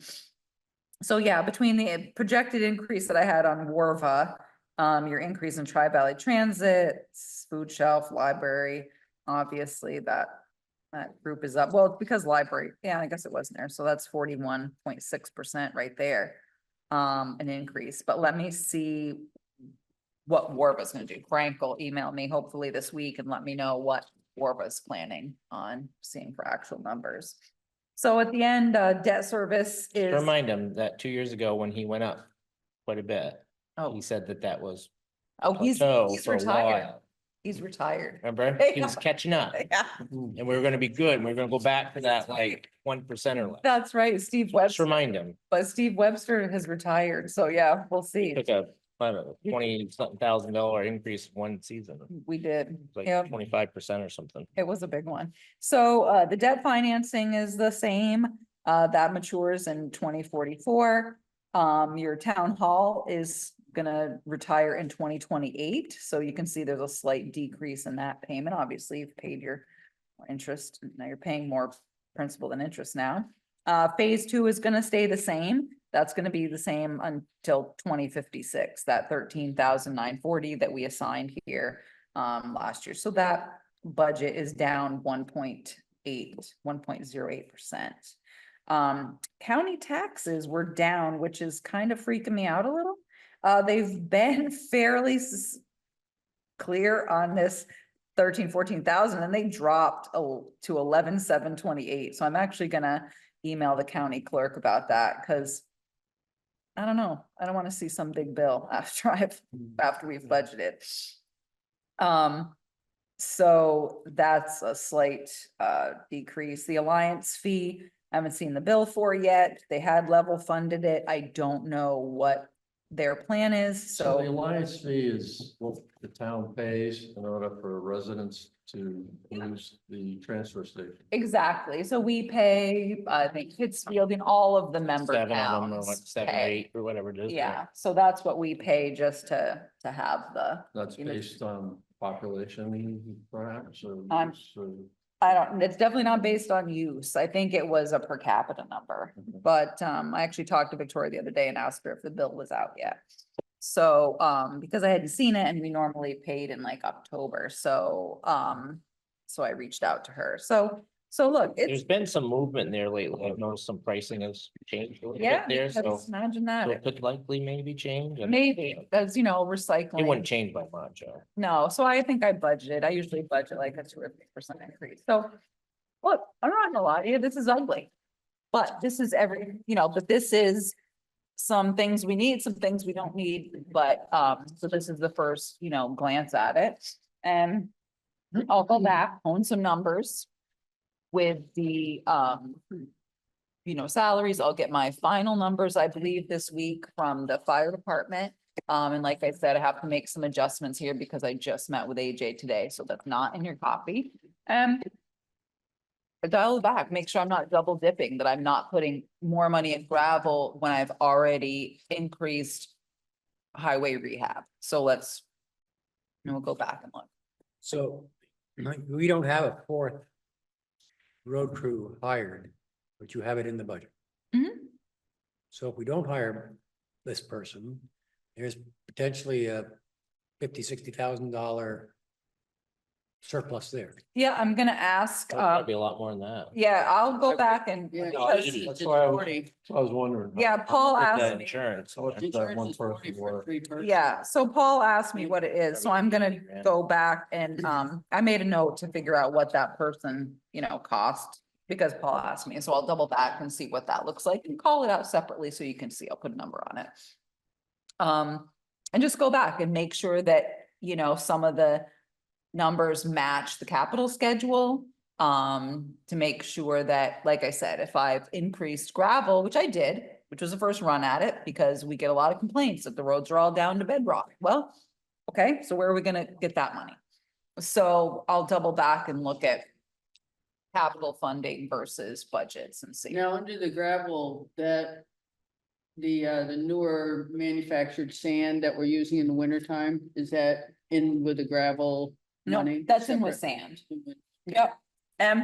We do have a stockpile right now, which is good. We're kind of in a good position with sand, but what we did last year was we had such a mild snow winter. We weren't pushing snow. We had a lot of ice and stuff last year. So what we did was we took some of that money at the end of the year and said, okay, we're gonna get, gravel in and do a couple things. So we'll overspend one budget, but underspend others. So that was certainly my explanation to AJ today, was you decide you're gonna overspend one of your line items by 10 grand.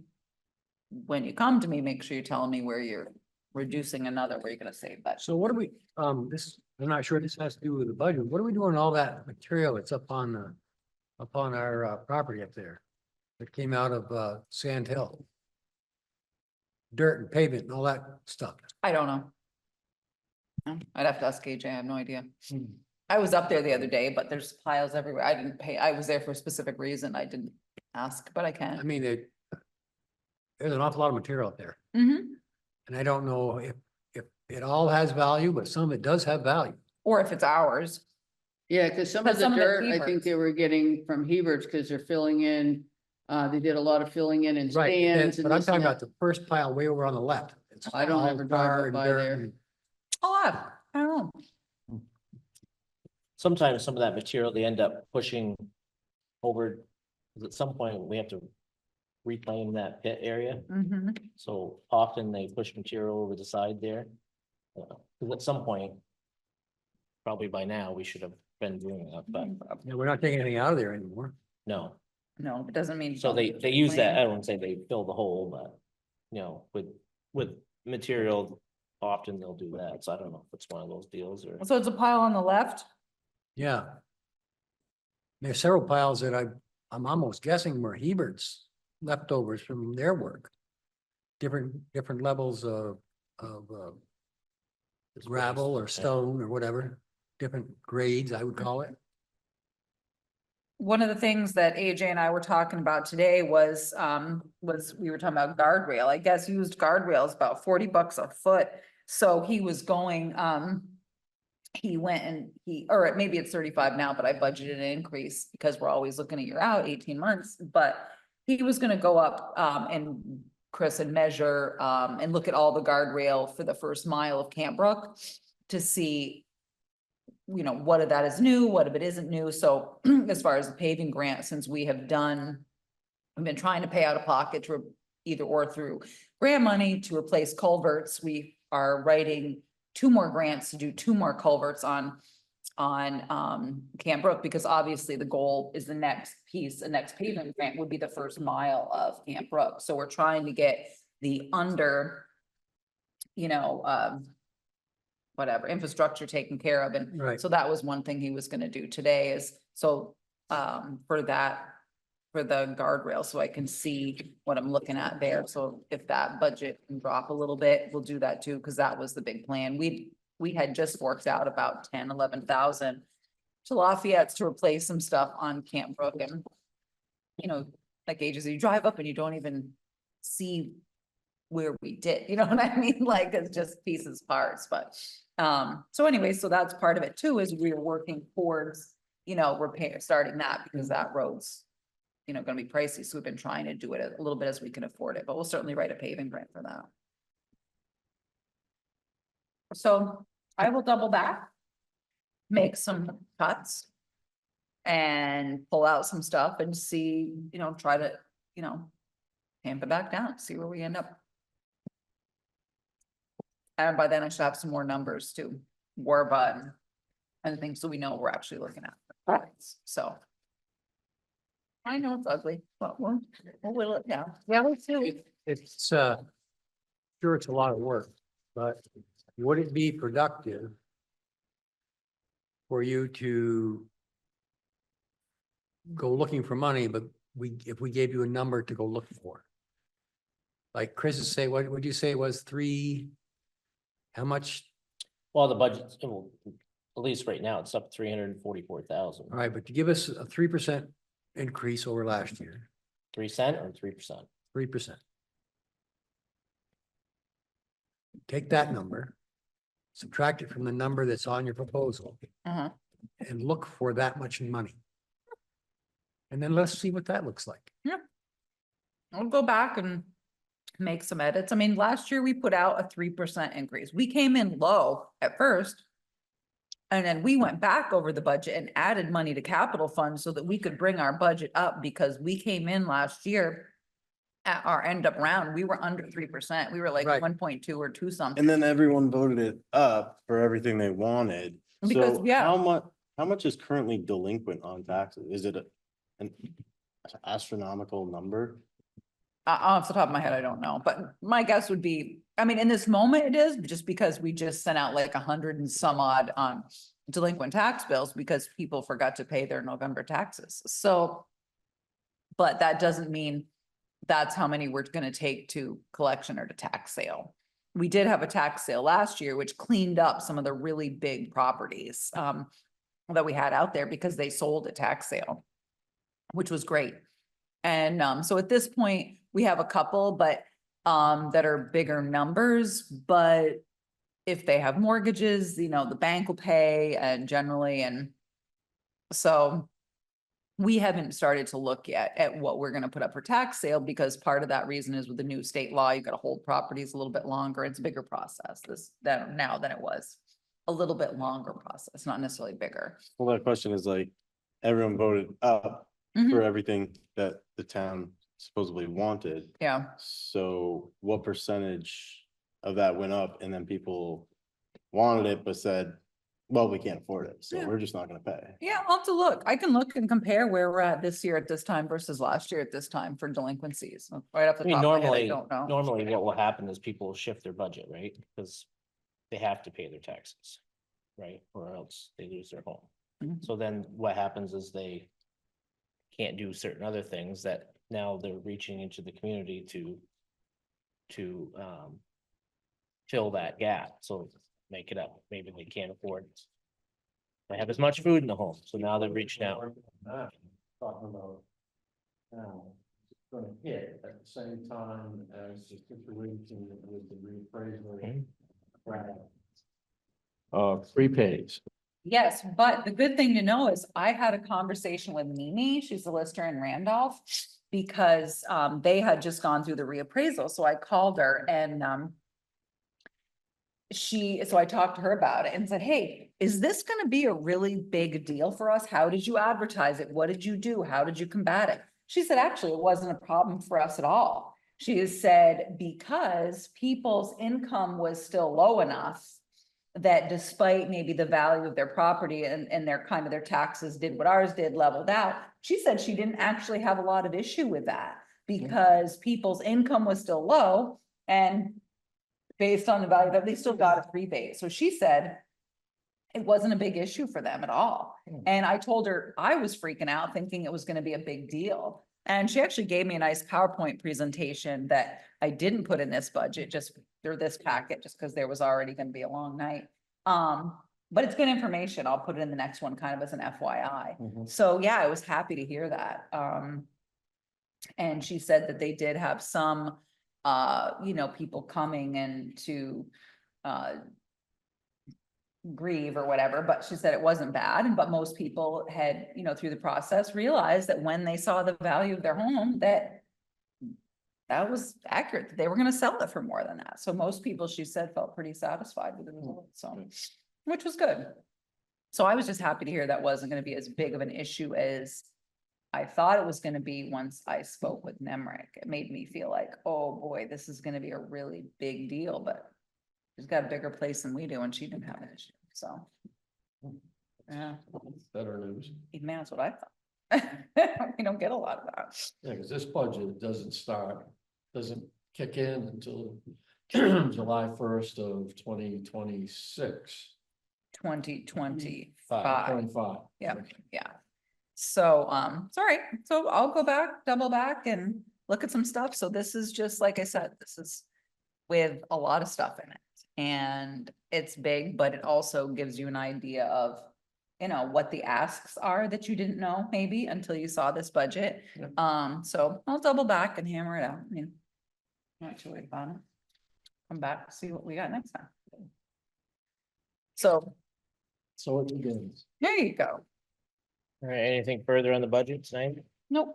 Okay, then we had the added piece of the Sand Hill sewer. Yeah, Oh, yeah. so right after, the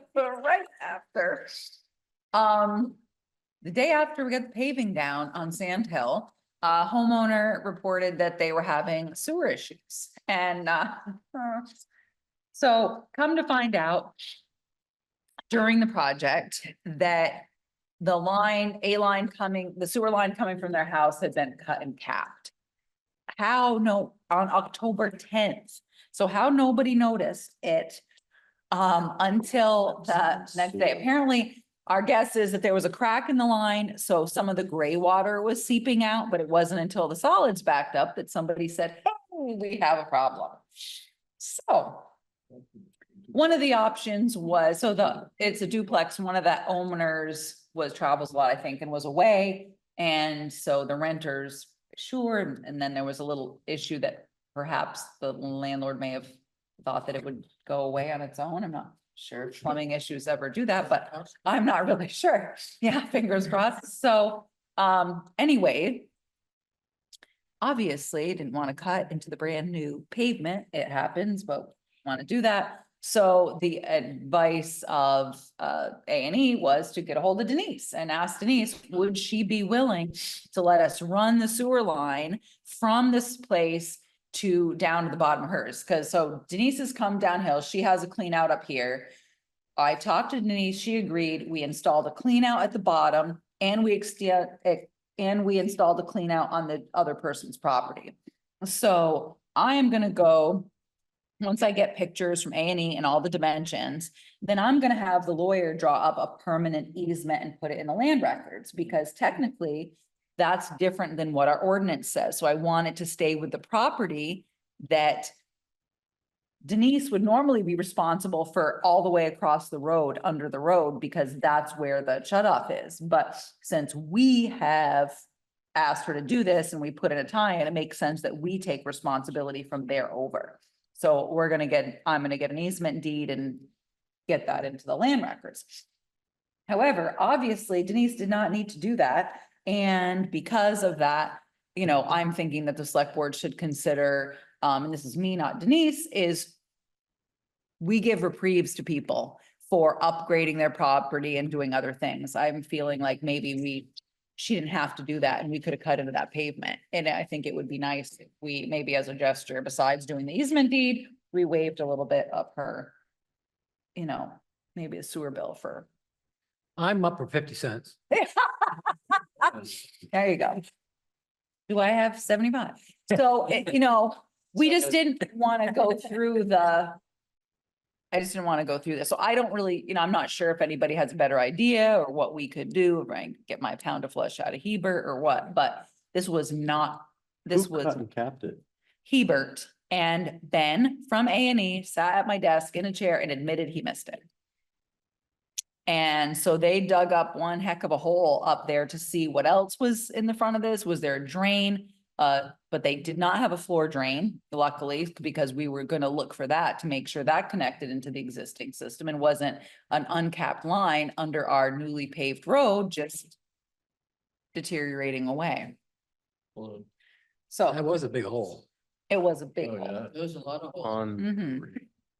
On. So that's what we ended up on- doing was, So the line is now running from there over. Yeah, they Along- cut through their driveway and it's all in my yard now.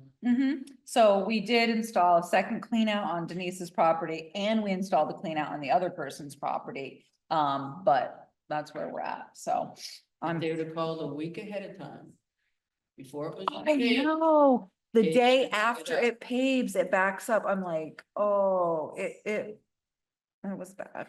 You think Hebert would send her? Well, if they a would've little bit- called- Well, that's a good idea. Then let me do that. If they would have called a couple of days earlier, you wouldn't have got any pavement down. Right, I think it would still be dirt. yeah. It Yeah. snowed when we paved. And I mean, on top of Yeah, whatever we do, yeah. So that's a good, let me double back to Hebert and be like, look, this Yeah. is what she did. Let's see if I can't get And money out of Ebert it. talked to me too when I went down there. It wasn't Nick, but it was one of the guys that kind of does a lot down there. And he's like, well, this was very gracious of you to do this because you absolutely did not have to. No, you didn't. You absolutely did We not. appreciate it because otherwise it would have been a big hot mess for us to dig up all this brand new pavement. and repave it on their time. Yeah, and it never would have been as good. As it was, once it was trench 3 cut. days of them digging and patching. Yeah, Yeah. so that's, all right, so I'm gonna double back to Hebert. So That saves anyways, A lot of money and yeah, could be forwarded. exactly.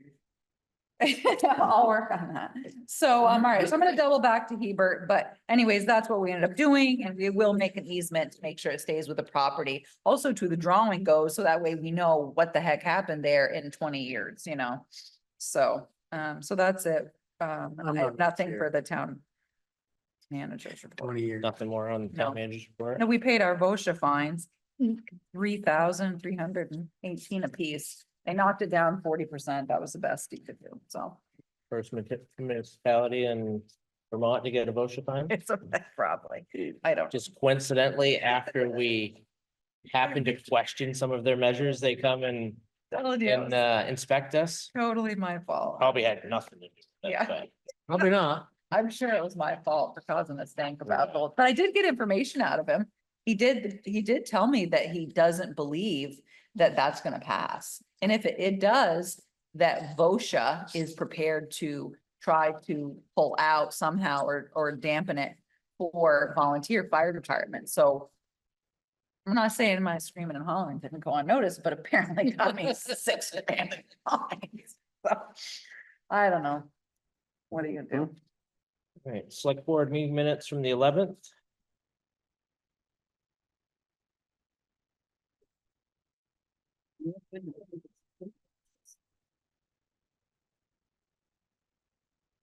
We okay, it's a good meet. Second. Okay, all in favor? Aye.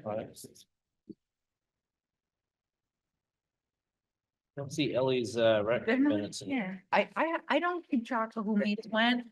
Kelly gets the minutes, she prints them out, she puts them in a select board box. They don't make it that far. I don't know this. I don't. Yeah, I know, apparently. I'm gonna have Well, to I talk to remember Kelly. reading something, I'm trying to remember where I read it, that the skating rink might not open this year because the line was Yeah. vandalized, so I'm thinking that that was last year's that I saw. Yeah. It probably somewhere. was. Well, that's what she said last month or whatever. Yeah, We it got was Yeah. last a week's. year old Yes. minutes. And it's like, of course they're gonna open. Yeah, so I'll ask, yeah, so, and I don't know what they're doing this year, but obviously I'm read their minutes, so I'll ask Kelly about it, but yeah, it's not personal, it just, I don't know who, equity, I'm not even sure I get equity inclusion, but I just, what's in there goes in here. I can just glance through them, frankly, sometimes I don't even read them, so I just throw them in the packet if I'm busy. So I will tell Kelly to put that out. And, but it's nothing malicious, just an accident. Anything else to come before the board? Huh? Oh, so it's time to go. All right. Oh, you see the food shelves request is in there.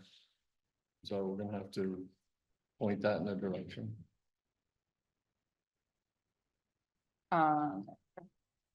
As an add-on or whatever. Right, yeah, and that's, I threw the number in here since we know what they're up to, but I put their stuff in here. I thought we saw that in the packet, and I thought Cindy was here for that. That's what I thought too, but. Yes. Oh, Dave, I have a message for you from Dietrich. She said, tell Dave Eddy that I reset the lights on Main Street, so you're off the hook. Stevie wouldn't have known how to do that. There you go. That's all I was gonna do. There you go. So she beat you to it. All right. All right, Motion to adjourn. Second. all in favor? Aye.